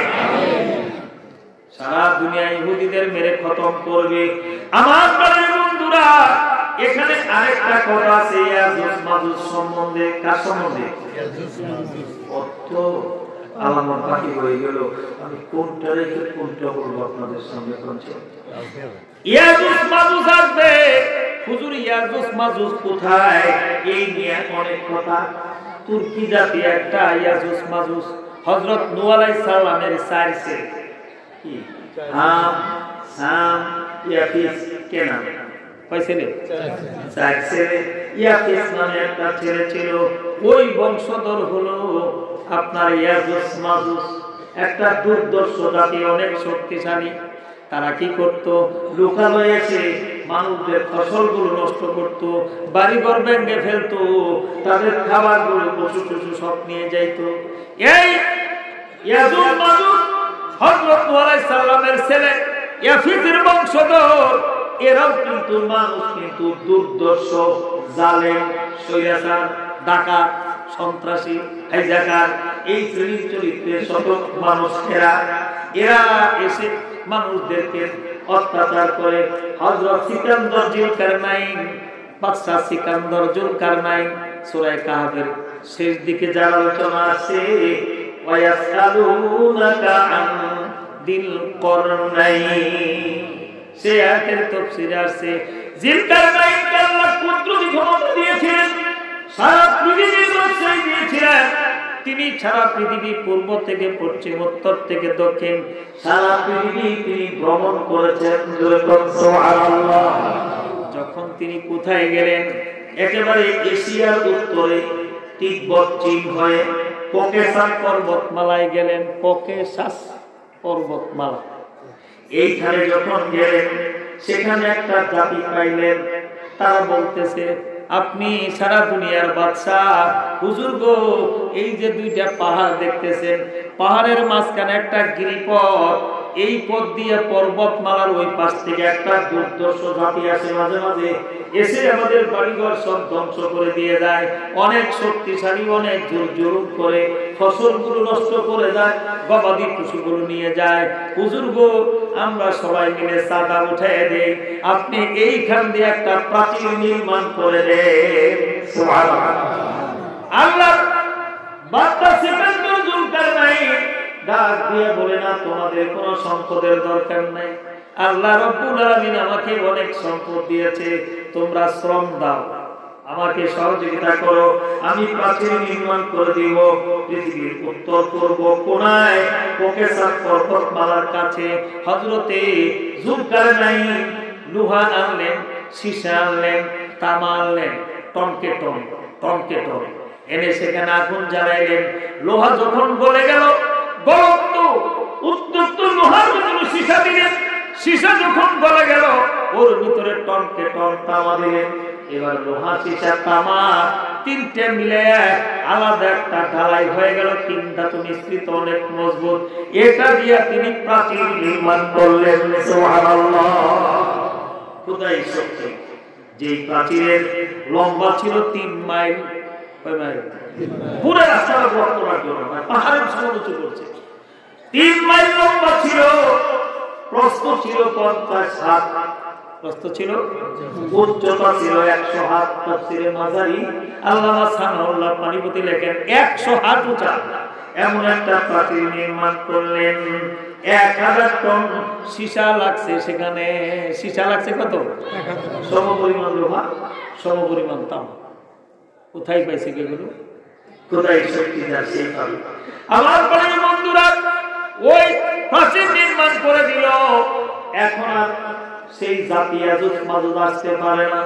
ওই পাশ থেকে তাদের বাহুবল শক্তি দিয়ে প্রাচীর তারা খনন করতেছে। হাদিসে আসছে খনন করতে করতে যখন একবারে শেষ পর্যন্ত এসে যায় তখন অন্ধকার হয়ে যায়। বলে আজকে আর পারলাম না, বাকিটুকু কালকে করবো। পরের দিন এসে দিয়ে ওয়াল সমান হয়ে গেছে, ওই খোদা নেই। যদি ওই আগের দিন যে খুঁজছে ওইটুকু যদি ঠিক থাকতো তাহলে পরের দিনই তারা ছিদ্র করে ফেলবে। আল্লাহ তারা যদি এটুকু বলতো আজকে এটুকু খুঁজলাম, ইনশাল্লাহ বাকি দিন ওইটুকু খুঁজবো, ইনশাল্লাহ কইলে ওটা বন্ধ হইতো না, পরের দিন খুঁজে ফেলবে। কিন্তু ইনশাল্লাহর আমল তারা জানে না। যেমন মুসলমান আমরা ইনশাল্লাহর আমল জানি না, করি না। ভবিষ্যতের যে কোনো কাজ করার ইচ্ছা করলে, নিয়ত করলে, আশা করলে, ওয়াদা করলে, তখন ব্যবহার হবে কি ইনশাআল্লাহ। হুজুর আগামী দিন আমার বাড়িতে দাওয়াত, দুপুরে চালে ডাল ভাত আল্লাহ যা মাফে খাবেন, হুজুর আইসেন। হুজুর তখন বলবেন ইনশাআল্লাহ যাই। ভবিষ্যৎকালের ওয়াদা, হুজুর আমি খুব সমস্যায় আছে, 500 টাকা দিবেন, আগামী দিনে আমি বিকেলে আসবো, আমার 500 টাকা দিয়ে আমার বিলটা দিয়ে দিবেন, ইনশাআল্লাহ তোমাকে দেব, ইনশাআল্লাহ দেব, ইনশাআল্লাহ যাবো, ইনশাআল্লাহ খাবো। ফিউচার টেন্স মনে থাকবে। অনেকে জিজ্ঞেস করে হুজুর কেমন আছে, ইনশাআল্লাহ ভালো আছে। এখানে ইনশাআল্লাহ ব্যবহার হবে না, আলহামদুলিল্লাহ ভালো আছে। বলেন বলেন কি হবে? আমরা তো বলি না হুজুর কেমন আছে, কই কোন রকম। আরেকজন হুজুর কেমন আছে, কই আছে। আরেকজন না ভাই ভালো না, বিপদ ছাড়ে। আরেকজন হাসপাতাল থেকে অপারেশন হয়েছে, তারে জিজ্ঞেস করছেন ভাই ভালো আছে, ডাক্তার কোথায় 3 মাস হাসপাতালে থেকে বাইপাস আমার যে তুমি জানো আমি কেমন আছি। মুসলমান না, এটা মুসলমানের কথা না। হর হালতে আমি ভালো আছি, আলহামদুলিল্লাহ আলা কুল্লি হালিন। এর অর্থ হলো সর্ব অবস্থায় আলহামদুলিল্লাহ আমি ভালো আছি। সুবহানাল্লাহ। এখন থেকে আর কোন রকম আছি, মোটামুটি আছি, আসি আর কি, ভালো না, এই জাতীয় কথা ইমানদার বলতে পারে না। হুজুর আমি তো আসলে অসুবিধে আছি, তাহলে আমি ভালো আছি বলবো কেন? এটা একটা প্রশ্ন আছে। আপনি অসুস্থ, আপনার বিপদ, আপনার ছেলে ছেলে, আপনার কঠিন সমস্যা, এখন ভালো করে বলবেন না। হাকিমুল উম্মত মুজাদ্দিদুল মিল্লাহ আশরাফ আলী থানভী রাহমাতুল্লাহ আলাইহি নাব্বার আল্লাহু মারকাদাহু আদখালাহুল্লাহুল জান্নাহ। জোরে বলি আমিন। উম্মতের হাকিম একজনই ডিগ্রি পাইছে, আশরাফ আলী থানভী রাহমাতুল্লাহ আলাইহি। উনি বলছেন যে দুনিয়ার বেলায় নিচ দিকে তাকাও, আখিরাতের বেলায় উপর দিকে তাকাও। হেডলাইন কিছুই বুঝলাম না। দুনিয়ার বেলায় নিচ দিকে তাকাও, আখিরাতের বেলায়। দুনিয়ার বেলায় নিচ দিকে তাকাও মানে তোমার সে কম আছে কার, তার দিকে তাকাও। উপর দিকে তাকালে খালি আফসোস পাবো, আমি দুতলা করে রয়েছে, আমি বিল্ডিং করতে পারলাম না, আমি শেষ করতে পারলাম। তাহলে আফসোস আরো কমবো না বাড়বো, অশান্তি কমবো না বাড়বো, রাইতে ঘুমাইবো না ঘুম সারবো। তাহলে তাকাও তুমি নিচের দিকে, তোমার 2 তলা আছে, আরেকজনের যে 1 তলা তার দিকে তাকাও, ওর চেয়ে ভালো আছে। তোমার 1 তলা আছে, আরেকজনের তালা নাই, হাফ বিল্ডিং, তার দিকে তাকাও। তোমার হাফ বিল্ডিং, আরেকজনের নাই বিল্ডিং, টিনের ঘর। তোমার টিনের ঘর, আরেকজনের তাকাও, তোমার 4 তলা, হ্যাঁ 2 তলা। তোমার 2 তলা, আরেকজনের সোনের ঘর। সোনের ঘরে তাকাও, যার ঘর নাই, যদি রেল লাইনে পরিচিতা নাই থাকে, হাজার হাজার তার চেয়ে তুমি ভালো আছে। কথা কোন ঠিক কিনা? আপনার আমার মতো অনেক মানুষ হাসপাতালে পড়ে আছে, কত রকম চিকিৎসা চলতেছে। ওরে জিজ্ঞেস করে কয় ভাই কি চাও, তোর ভাই দোয়া করো তাড়াতাড়ি আল্লাহ নিয়ে যায়, কি কষ্ট আর সহ্য হয়। তার চেয়ে আপনি আমি ভালো আছি। ওই দিকে তাকাই করবেন যে আমার চেয়ে যারা অসুস্থ তার চেয়ে তো আমি সুস্থ, আমার চেয়েও যারা গরিব তার চেয়েও তো আমি গরিব, আমার চেয়েও যারা অসহায় তার চেয়ে তো আমি সহায়। ওই নিচের দিকে তাকাই করবেন আলহামদুলিল্লাহ আলা কুল্লি হাল। অনেকে কই কেমন আছো, কই ভালো আছি। এই যে তুমি ভালো থাকার কারণ তোমার ভালো লাগছে কি, তার একটু থ্যাঙ্কস দাও না, থ্যাঙ্কস দাও আলহামদুলিল্লাহ। সবচেয়ে উত্তম কোনটা জানেন বলবো? আলহামদুলিল্লাহ আল্লাহ আমাকে ভালো রেখেছে। এটা হলো আশিকের কথা। কার কথা? আমি ভালো থাকতে পারি না, কে ভালো রাখছে? আলহামদুলিল্লাহ আল্লাহ আমাকে ভালো রেখেছে, এটা হলো সর্বোত্তম। আর উত্তম হলো আলহামদুলিল্লাহ আমি ভালো আছি, এটা উত্তম। সর্বোত্তম না, এটা কি উত্তম বলা যায়, এটা বলা যায়। আর এটা হলো আল্লাহ বলা যায়। কিন্তু কোন অবস্থায় আমরা অন্য কিছু বলবো না। আল্লাহ তাআলা আমল করার তৌফিক দেয়। জোরে বলি আমিন। সম্মানিত দিনী ভাইরা আমার, এইভাবে দুনিয়াটা ধ্বংস হয়ে যাবে, সূরাতুল কারিয়ার মধ্যে আমরা আবার ফিরে আসি। হ্যাঁ, ওয়াম্মা মান থাকুলাত মাওয়াজিনুহু ফাহুয়া ফি ঈশাতিন রাদিয়া। আল্লাহ তাআলা কাজী হয়ে বসছে, কাজী হয়ে বসার পরে আল্লাহর এক বান্দা আসছে, আসার পরে নেকির পাল্লা ভারী জান্নাত, নেকির পাল্লা হালকা জাহান্নাম। এক বেচারা আসছে, জিবরাইল বারবার দাড়ি পাল্লা উঠে নামা বিদাতে বলে, কেন? নেকি মতি প্রায় সমান সমান, একটা নেকি হইলে নেকির পাল্লাটা বাড়ি দিত, সামান্য গুনার পাল্লাটা পিছন দিকে নামতেছে। বাজারে বেগুন নিয়ে আসছে, বেগুন দিতে একটু বেশি করে দিতে শেষ যে একটা বেগুন আছে কেজি হয় না, দুইটা বেগুন শর্ট করছে। দেখেন দুইটা বেগুন কি করছে, শর্ট করছে। আমি যদি কোন ভাই আগাম বাজার আপনার চারটে বেগুন দিব নিয়ে আসছে, নিয়ে যাবে কেজি মনে করে কোনো কাস্টমার নিব, ওই 1 টাকা কমেলেও কম, 10 টাকা কমেলেও কম। আমি এটা কমাই ধরেন দাম, আধা কেজির দাম নেন 3 পর দাম 1 কেজি নেবেন, কম তো কমই তুলে করতে কিনা। হযরত জিবরাইল বারবার চলতেছে, একটা নাকি মনে হয় কম করছে। আল্লাহর বান্দা দেখে পেরেশান, হায় হায় নেকির পাল্লা যে একটু পিছন দিকে টানতেছে, গুনার পাল্লা নেকির পাল্লা হালকা হয়ে। এমন সময় আল্লাহর বান্দা চিৎকার করে বলবে, ভাই জিবরাইল, আমি বিনয় সাথে অনুরোধ করি আমার রায়কে ঘোষণা করবেন না, কারণ জিবরাইলের নীতি অনুযায়ী কম, একটা হইলেও কম, 10টা হইলেও কম। এখন তো ঘোষণা করতে হবে আল্লাহর রায় অনুযায়ী জাহান্নাম, যেরকম ঠিক কিনা। এর কম বেশি করার ক্ষমতা জিবরাইলের নাই। আল্লাহ আইন দিয়ে দিছে একটাই, ফাম্মা মান থাকুলাত মাওয়াজিনুহু ফাহুয়া ফি ঈশাতিন রাদিয়া ওয়া আম্মা মান খাফফাত মাওয়াজিনুহু ফাউম্মুহু হাবিয়া।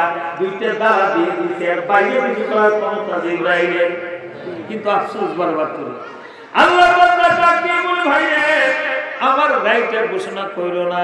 ওই যে জাহান্নামের মালিক ফেরেশতার শিষ্যরা আগুনের ডান্ডা বেরি নিয়ে দাঁড়ায় আছে, এখন আমাকে শিকল দিয়ে বাঁধে জাহান্নামে নিক্ষেপ করবে। সুতরাং আমার ঘোষণাটা দিও না, একটু অপেক্ষা করো। কি অপেক্ষা করবো? আমাকে একটু সময় দাও। আমার মা আছে, বাবা আছে, আত্মীয় স্বজন আছে, স্ত্রী আছে, সন্তান আছে, একটা নেকি দাঁড় করে তাদের কাছ থেকে আইনে দেবো, তাহলে নেকির পাল্লা ভারী হয়ে যাবে। জিবরাইলের ক্ষমতা আছে। জিবরাইল আল্লাহর দিকে তাকাইছে, আল্লাহ তাআলা রহমত। আল্লাহ তাআলা কয়, জিবরাইল ঠিক আছে, পারমিশন দিয়া ওরে কত ফাইলে অপরা অন্য ফাইল চালাই যা, ওরে সুযোগ দি, একটা নেকি যদি এনে দিতে পারে তাহলে দ্বিতীয়বার বিবেচনা করা হবে। জোরে কোন সুবহানাল্লাহ। আল্লাহর বান্দা হাসরের ময়দানে গিয়ে তালাশ করতে থাকবে, ইয়াউমা ইয়াফিরুল মারউ মিন আখিহি ওয়া উম্মিহি ওয়া আবিহি ওয়া সাহিবাতিহি ওয়া বানি। তালাশ করতে থাকবে। প্রথম তালাশ করবে ভাই, কারে? বিপদে ডাক করে, ভাই গো তুমি কই? মানে বিপদে বলে চলে ডাক মারে, লাঠি যদি লাগে তাহলে ডাক মারে কারে? ভাই। এই জন্য হাসরের ময়দানে বান্দা ডাকতে থাকবে বাইরে, ফেরেশতারা তার বাইরে খুঁজে এনে দিবে। বাবা আদম থেকে দুনিয়ার শেষ মানুষ পর্যন্ত একই ময়দানে জমায়েত হয়ে যাবে সব মানুষ। এখানে কার ভাইকে খুঁজে বাইর করা কি সম্ভব না? ফেরেশতারা খুঁজে এনে দিবে আল্লাহর হুকুমে। বাইরে দেখে কইব, ভাই গো তুমি আব্দুর রহমান, আমি আব্দুর রহিম, তোমার চেয়ে তো আমি 10 বছরের বড়। ও ভাই, আমি যখন পড়াশোনা করে চাকরি নিয়েছি, তুমি কেবল ইউনিভার্সিটি ভর্তি হয়েছো, আমার কামাই দিয়ে তোমার আমি পড়াইছি, 10 লক্ষ টাকা খরচ করে তোমার বিয়ে করাইছি, 1 কোটি টাকা খরচ করে ঢাকাতে একটা বাড়ি কিনছি, অর্ধেক তোমার অর্ধেক আমার, তুমি তো 1 টাকাও দাও নাই। তুমি ছোট ভাই, তোমার জন্য কি না করছি, জীবনে 1 টাকাও তো তোমার কাছে কোনোদিন চাই নাই। আজকে তোর বড় ভাই আব্দুর রহিম বিপদে পড়ছে, একটা নেকির জন্য জাহান্নামের আগুনে জ্বলবে, তোর কি মায়া লাগবে না? ছোট ভাই তোর পায়ে ধরে কই, তুই আমার অনুরোধ রক্ষা কর, একটা নেকি আমারে দে, কর্জ দে, যদি বিশ্বাস না হয় ভিক্ষা দে, একটা নেকি জমা দিলে আমি জান্নাতে যেতে পারবো। আপন ভাই যে ভাইয়ের জন্য তুই কিছু করছিস, ওই ভাইয়ের কাছে নেকি চাইছে কয়টা? ভাই কর, তুমি কে? হওয়ারে মানান্তা, আমি তো তোমার চিনি না, লাল আমি তো তোমার চিনি না, তুমি কে? আমার ভাই দেখতেছো, আমি তো বড় ভাই, আপনার হিন্দু চিনস না? নো, নে ভাই, আমার কোনো ভাইটাই ছিল না, তুমি আমার ভাই নে। হাসুর ময়দানে যা চিন্তা তা, আজকে আমার ভাই বানায় আমার তরি করে চালাকি করে টাউটামি করে নিকি নিয়ে ভেসতে যাবা নো ফিরুল মারু। এই কথা কয়ে বাইরে পালাবো 50,000 বছর হাসুরের ময়দান, আর ভাই ফাত্তা পাওয়া যাবে ইয়ামা ইয়াফিরুল মারউ মিন আখি ওয়া উম্মি। 2 নম্বর সিরিয়াল। হায় হায় ভাই, তোর জন্য তুই কিছু বলতা, কিছু বার্তা দিবি না, একটা নাকি দিবি এই ব্যবহারটা করলি, ঠিক আছে। মার কাছে যাই, মা কাউকে কোনোদিন সন্তানকে বিপদের মধ্যে ফেলে দিতে। এবার তালাশ করতেছে আইনা ইয়া উম্মি, হোয়ার ইজ মাই মাদার। ফেরেশতা তার মাকে খুঁজে সামনে দিব, মা গো আমি তোমার বড় ছেলে আব্দুর রহিম, আমি তোমার প্রথম সন্তান, কত আদর করছো, কত কিছু কিনে দিছ। ছোট্টকালে আমি অসুস্থ হয়েছিলাম, ঢাকা শিশু হাসপাতালে 3 মাস আমাকে নিয়ে অবস্থান করছো, জমি বিক্রি করে আমার চিকিৎসা করছো। মা গো তোমাদের জন্য আমি কত কিছু করছি। মা গো আজকে তোমার আদরের আব্দুর রহিম একটা নেকির জন্য জাহান্নামের আগুনে জ্বলবে। মা কত কষ্ট করে আমাদের আদর করে পালছো, তোমার পরিচর্যা আব্দুর রহিম জাহান্নামের আগুনে জ্বলবে, তোমার কি মায়া লাগবে না? মা গো একটা নেকি ভিক্ষা দাও তোমার আব্দুর রহিমকে আগুন থেকে বাঁচাবার জন্য। মা এবার তুমি আমারে ফেরত দিও না, বড় আশা করে আইছি। মা কো হোয়ার ইউ মানন্তা,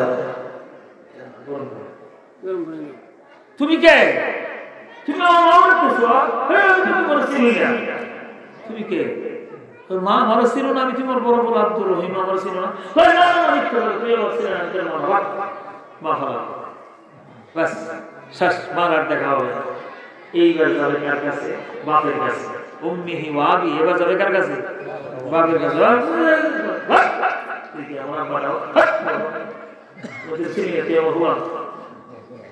তার জন্য কি করছেন ভাই? এইবার যাবে 3 কথার সাথী হের কাছে। কতদিন গলা ধরে কইছি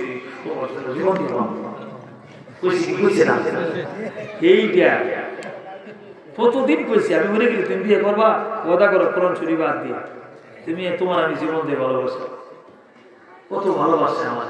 এই 3 কথার সাথীর কাছে যাবে, ম্যাডামের কাছে যাবে। ম্যাডাম দূরে তুই কইবি হয় তুমি কি চাও আমার কাছে এসে দাও, আর তুমি আমার স্ত্রী 45 টাকা পায় চেকটা তোমার অ্যাকাউন্টে জমা দিছি, ঢাকাতে 3টা ফ্ল্যাট কিনছি তোমার নামে, গাড়িটা তোমার নামে, কি ছিল সব আমার তোমারে দিছি। একটা রাত আমার সারা ঘুমাম নাই, বাপের বাড়ি গেলে আমার ধরে নিয়ে যাইতে, আবার আমার সাথে আইতা। এত আগে কত মহব্বত কথা আমার ছিল না, তো মিথ্যা কথা।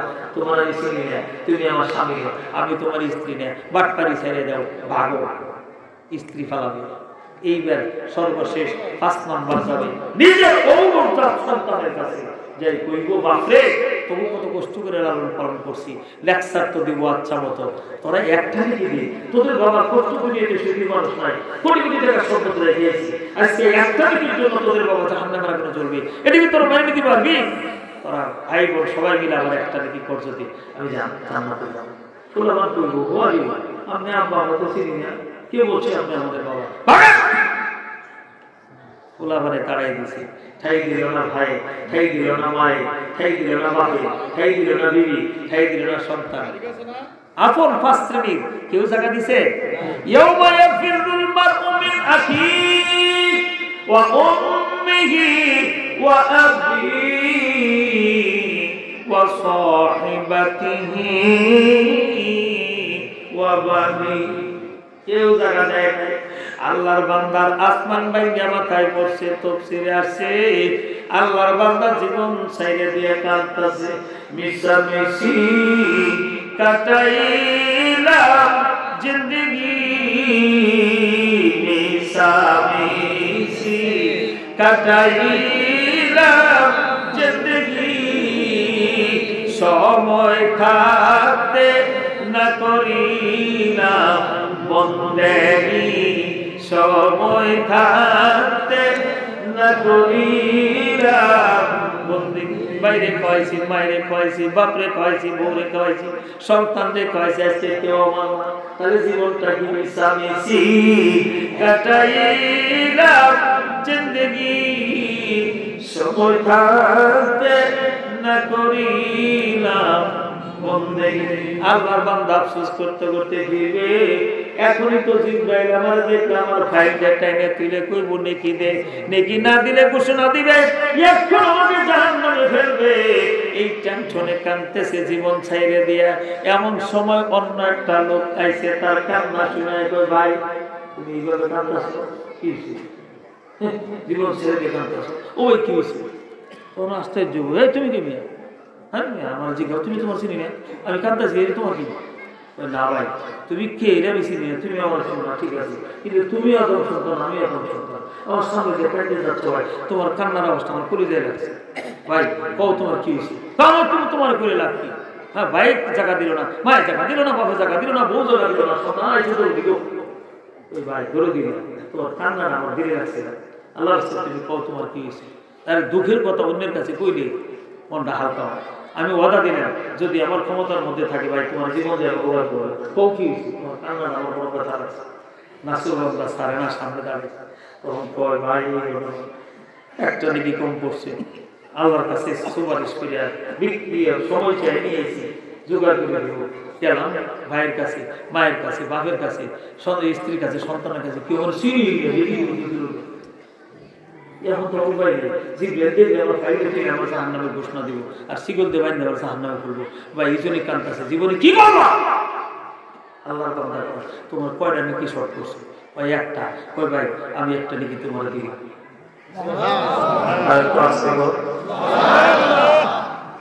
এই কঠিন বিপদের সময় ভাই আমাদের এত নেকি, আমার একটা নেকি দিবেন আপনি, আপন জন কেউ দিল না।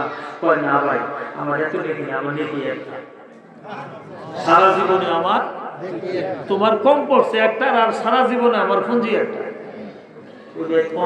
একটা নাকি দিয়ে দিলেন, ওই দেখো ভাই তোমার একটা নাকি শর্ট পড়ছে, তাই আল্লাহ যে করাকরি শুরু করছে। আমার এই মৃত একটা থাকলো জানা থাকলো, আর তোমার কান্নাটা আমার দিলে আঘাত লাগছে বড়, আমার একটা নাকি নিয়ে যে তোমার উপকার হয়, বাহ ভাই যাও দিয়ে দিন নেকি দিয়ে নিয়ে রওনা হয়েছে। জিবরাইলের সামনে যাই কইতেছে ভাই জিবরাইল এই যে নেকি আছে। আল্লাহ তাআলা জিজ্ঞেস করে নেকি আছে কই থেকে? তোর ভাই দিছে? না আল্লাহ। মাই দিছে? না। কি দিছে? বাবা দিছে? না। স্ত্রী দিছে? না। সন্তান আল্লাহর কিছুই নেই না, আমরা কি বলেছি অস্বীকার করতে আমার সাথে কোনো সম্পর্ক নেই। আল্লাহ কয় দুনিয়াতে পাঁচ শ্রেণীর মানুষ মানুষের সবচেয়ে আপন, কেউ দিল না, তোর নেকি কে দিল? তোরা আল্লাহ এই লোকটা আমি চিনি না, আমি আইতেছি আমার কান্না শুনে তারপর মায়া লাগছে, বেচারার একটা নেকি বেচারা আমার দিয়ে দিল। আল্লাহ কয় যাবো না, তোর নেকি দিছে কারা এদের খুঁজে নিয়ে, আমার সেই বেশি দরদ হয়ে গেছে গা, একটা নাকি তাও তোর দিয়ে দিল, ওরা আমি কথা বলবো ডাকবে। আল্লাহ কত হাসল ময়দানের মধ্যে ডাকতে বলবো কইতেছে ভাই আমি আব্দুর রহিম, আমার একটা নেকিতে সাহায্য করলেন যে আপনি আপনি একটু আসেন, আল্লাহ আপনার সাথে কথা বলবো। নেকি দিয়ে আমি ভুল করলাম, আমার তো সিরিয়াল আসে নাই, আগে ডাকতেছে কেন? এই জন্য না জানি কি শাস্তি। কাঁদতে কাঁদতে অস্থির হয়েছে, আল্লাহ মাফ চাই আল্লাহ, এই তোর এত নেকি, ওই নেকি তোর ওরে খরচ দিলি, ওর ভাই দিল না, মায়ে দিল না, বাবা দিল না, স্ত্রী দিল না, সন্তান দিল না, তুই দিলি? বললেন না আল্লাহ আমার কোন যে একটা সারা জীবনে একটা নেকি, তুমি যে কড়াকড়ি শুরু করছো আল্লাহ, একটা নেকি দিয়ে তো বাঁচার উপায় নাই, কিন্তু ওর কান্নাটা আমার দিলে বিন্দে গেছে, আমার যা হই হবে, ওর কান্নাটা আমার বড় মায়া লাগছে, এই জন্য আল্লাহ একটা নেকি দিয়ে দিয়েছি। আল্লাহ তখন বলবেন বন্ধা তুই কি আমার চেয়ে দয়াশীল? বলবেন না নাউজুবিল্লাহ, কখনো না। আমি তো নেকি ছাড়াই জান্নাতে দিতে পারি। তাহলে তুই আমার চেয়ে বেশি দয়াশীল, তোর একটা নেকি ওরে দিয়ে দিলি না, এটা হতে পারে না। আমি ওকেও মাফ করে দিলাম, তোকেও মাফ করে দিলাম। এর নাম হলো রহমান। জোরে বলেন এর নাম কি? বন্ধুরা আল্লাহ পাক কোন ওসিলায় কাকে কিভাবে মাফ করবেন একমাত্র তিনি জানেন। এই জন্য ইমানু বাইনাল খাউফি ওয়ার রাজা, ভয় এবং আশার মাঝখানে ইমান। আযাবের ভয়, ক্ষমার আশা। বলেন বলেন আযাবের ভয়, ক্ষমার আশা, এর মাঝখানে থাকি কি ঈমান। ঈমানটা হলো এই জায়গায় সহিহ বুখারীতে আছে।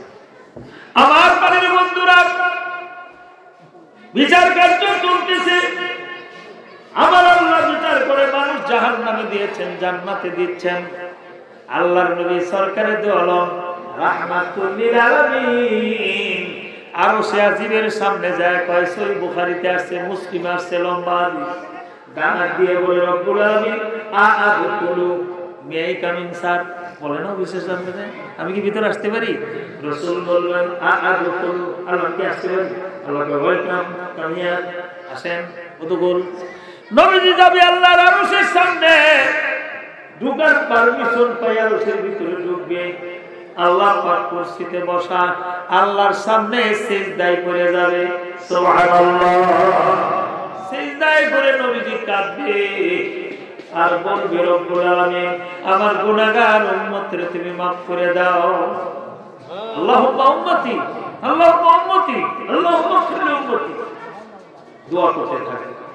নবীজি বলেন সহিহ বুখারীতে আসছে আল্লাহ পাক আমাকে তখন যা স্মরণ করাই দিবেন তাই বলে আমি দোয়া করব। কি দোয়া করব আমি জানি না, কি বলবো আমি জানি না। আল্লাহ তখন আমার ব্রেনে ঢেলে দিব, শুধু এতটুকু কইব আল্লাহ আমার উম্মত, আমার উম্মত, আমার উম্মত। আল্লাহ কইব বন্ধু মাথা উঠাও, আমি তোমাকে বেজার করব না। সানুর দিকা, অচিরেই তোমাকে আমি সন্তুষ্ট করব। ওয়ালা নাসুকা, তোমাকে আমি বেজার অসন্তুষ্ট করব না। আল্লাহ পাক এইভাবে নবীজিকে সান্ত্বনা দিয়ে মাথা উঠাতে বলবেন। নবীজি বলবেন রব্বে হাবলে উম্মতি, আল্লাহ আমার উম্মতের maaf করে দাও। অসংখ্য উম্মত জাহান্নামে পড়ে আছে, আল্লাহ তাদেরকে তুমি শান্তি দিয়ে বাঁচানোর ব্যবস্থা করে দাও। আমার পারমিশন দাও, আমি তাদেরকে উঠায় আনবো। আল্লাহ একদল উম্মত আছে জাহান্নামে যাদের ঈমানের পরিমাণ জবের দানার মতো। জব পেরা চিনেন? জি। জব বা পেরার দানার মতো, জবের দানার মতো ঈমান, কোন আমল নাই।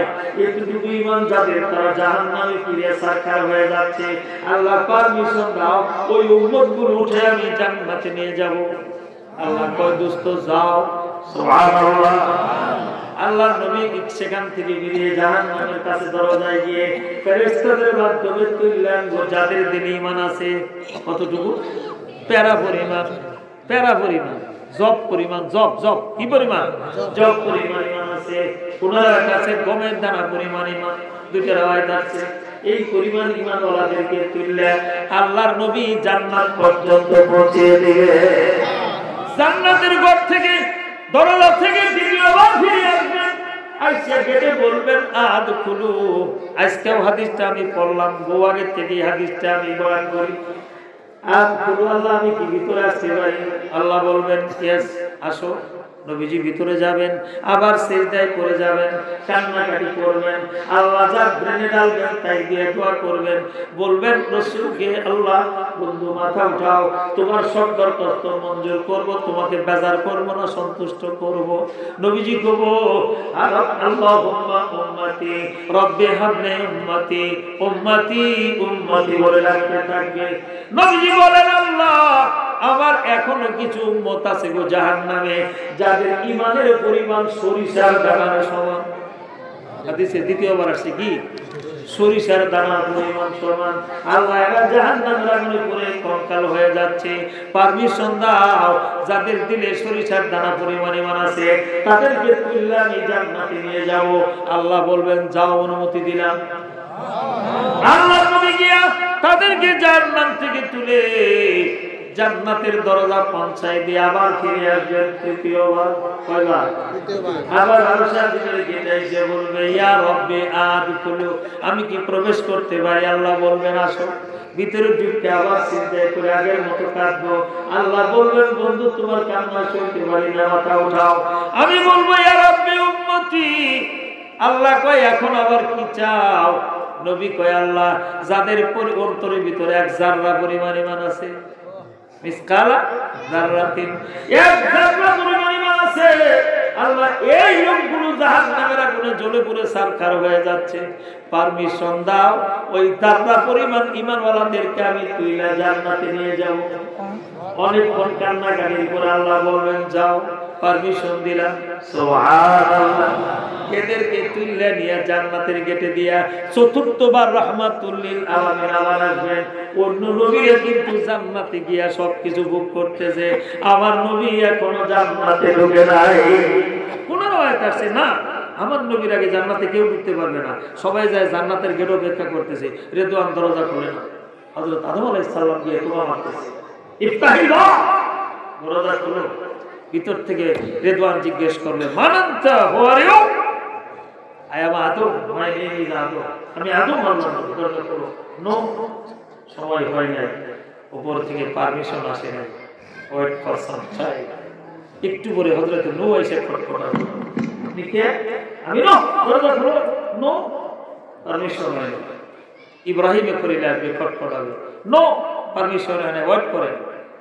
হযরত মুসা আলাইহিস সালাম এরকম দাউদ, ইব্রাহিম, ইউসুফ সব নবীরা আসবে, অপেক্ষা করবে, গেট খোলা হয়। এবার সম্মিলিত আন্দোলন। কি আন্দোলন? সম্মিলিত সব নবীরা আমাদেরকে জান্নাতের দরজায় দাঁড়া করা, অপমান করা হচ্ছে, কষ্ট দেওয়া হচ্ছে, কেন দরজা খোলা হচ্ছে না? আমরা ভিতরে যাব, আমরা তো জান্নাতে। রেজওয়ান মুঠি ডাক দিয়ে বলবে, ও আল্লাহর নবীগণ, রাসূলগণ, চিল্লাচিল্লি করে লাভ নাই। প্রথমত পারমিশন হয় নাই, দ্বিতীয়ত চিফ গেস্ট, প্রধান অতিথি এখনো আসেন নাই। অপেক্ষা করেন। আল্লাহর নবী তো এইদিকে উম্মতের জন্য, অন্য কারো চিন্তা নাই, নবীর উম্মত। আল্লাহর নবী সরকারে দো আলম চতুর্থবার আসছে, যারা পরিমাণ ঈমান ওয়ালাদেরকে জান্নাতে পৌঁছে আবার এসে কয়বার আসছে? জোরে বল। চারবার এসে বলতেছে, আদখুলু ইয়া রাব্বি, আল্লাহ আমি কি ভিতরে আসছি? আল্লাহ বলেন আসো। ভিতরে যায়, সিজদায় করে কান্নাকাটি শুরু করে দিয়েছে। আল্লাহ তো দুষ্ট, এমন কিছু সত্য দিলাম। আল্লাহর নবী বলেন, বুখারীতে আসছে, মুসলিমে আসছে, আল্লাহর নবী বলেন, আল্লাহ একদল লোক এখনো জাহান্নামে পড়ে আঙ্গার হয়ে গেছে, কালো হয়ে গেছে, চেহারার দিকে তাকাবার কোনো উপায় নাই। এরা শুধু জীবনে একটি বার পড়েছিল লা ইলাহা ইল্লাল্লাহ, কোনো আমল নাই। রাসূল ঘোষণা দিলেন এদের কোনো আমল নাই, কিন্তু একবার যে কলেমা পড়েছিল ইয়াকিনের সাথে, বিশ্বাসের সাথে একবার কলেমা পড়েছিল, আল্লাহ কিছুক্ষণের জন্য হলেও তোমার আল্লাহ বলে মানছে, আমার মনে অস্বীকার করছে, একবার জীবনে কলেমা পড়েছিল ইয়াকিনের সাথে, আর কোনো আমল নাই। আল্লাহ এগুলো পুরো ছাই হয়ে গেছে, আল্লাহ আঙ্গার হয়ে গেছে, কালো হয়ে গেছে।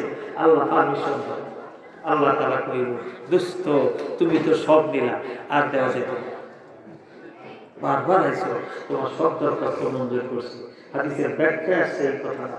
আল্লাহ নবী হম করে কাঁদবে, ইয়া আল্লাহ, আল্লাহুম্মা উম্মতি রব্বি হাবলি উম্মতি। আল্লাহ কব, দোস্ত কাঁদছো কেন? আল্লাহ শেষ দরখাস্ত না, আর আইতাম না, আর তো নাই, এই বুকে রেডি তো শেষটি। আল্লাহ আর আইতাম না, এই শেষ। এবার আল্লাহ ডাক দিয়ে বলবে, নবীজি বলেন, বন্ধু তিনবার এসে তুমি যা দরখাস্ত করলাম তো সব দিয়ে দিলাম। আমি যে তোমার বন্ধু, তুমি আমার হাবিব, প্রিয়তম, তোমার উম্মত সব তুমি পার করে নিলা, আমার বাগে কি রাখলা তুমি? আমার বাগে কি রাখলা তুমি? আমার বন্ধুত্বের খাতির, হাবিবুল্লাহর খাতির তুমি কি রাখলা? নবী গো, আর কাঁদবো না তুমি। এখন যারা জীবনে একবার কলেমা পড়ার পরে জাহান্নামের আগুনে জ্বলতেছে, এদেরকে আমার উপরে ছেড়ে দাও। আমি আল্লাহ তোমার বন্ধু হিসেবে আমি নিজে এদেরকে জাহান্নাম থেকে উঠায়া হায়াতুন নহরে গোসল করাইয়া 30 বছরের সুন্দর পূর্ণিমার চাঁদের মতো যুবক বানাইয়া আমি নিজে তাদেরকে জান্নাতে পৌঁছাইয়া দেব।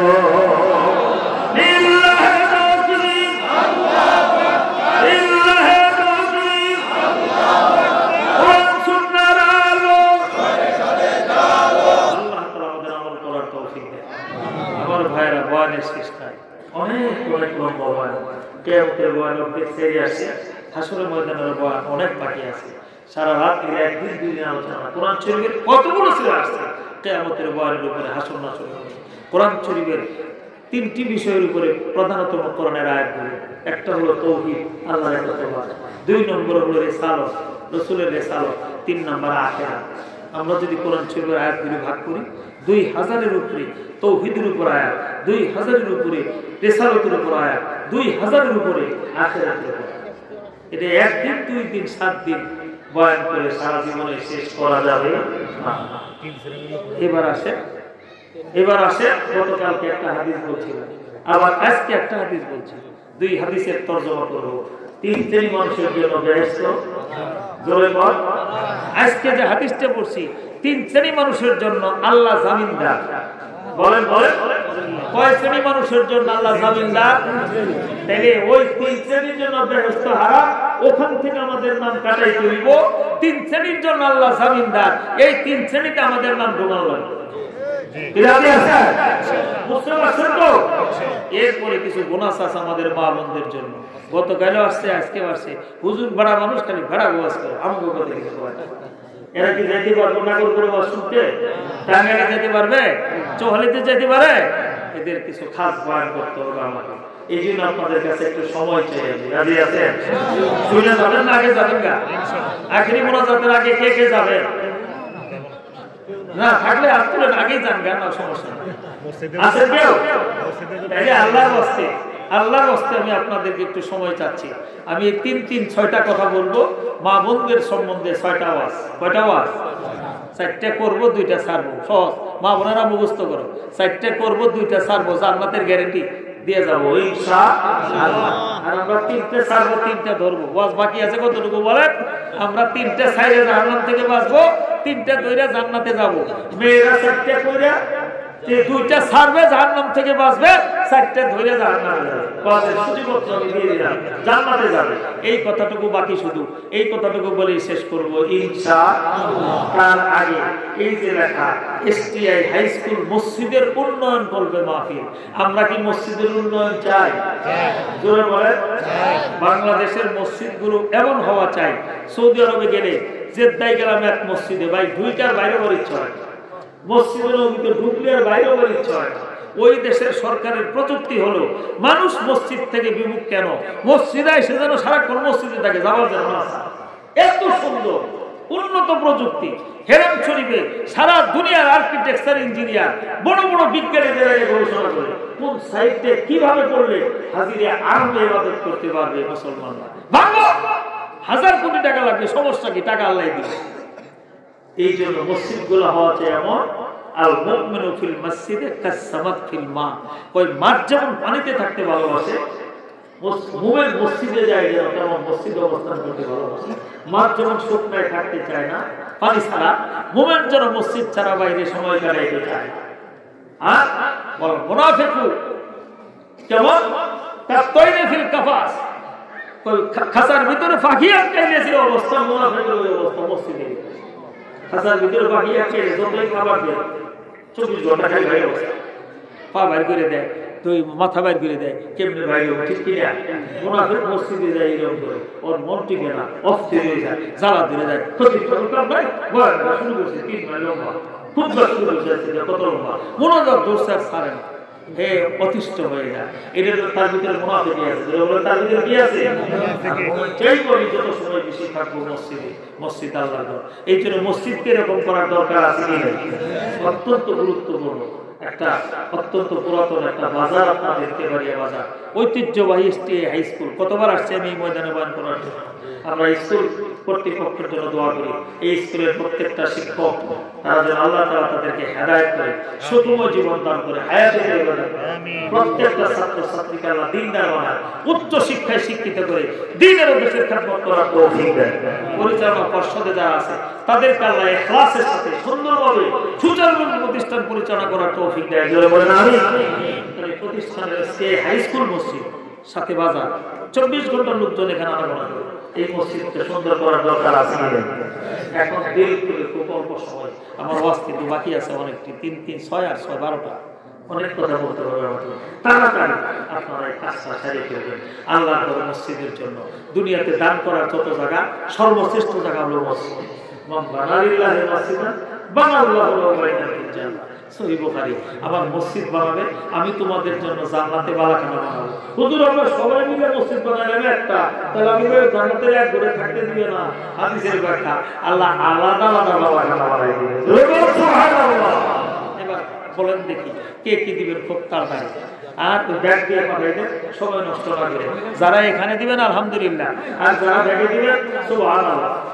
মা বোনদের কাছে আপনারা টাকাগুলো উঠান, এখান থেকে গিয়ে আপনাদের টাকাগুলো নিয়ে আসবে ইনশাআল্লাহ। ছেলে আজাদ নিশাত লিখবো কি এটা আগে ঠিক করে, এখানে আছে তো 50,000 টাকা। এই যে এগুলো একটা এই যে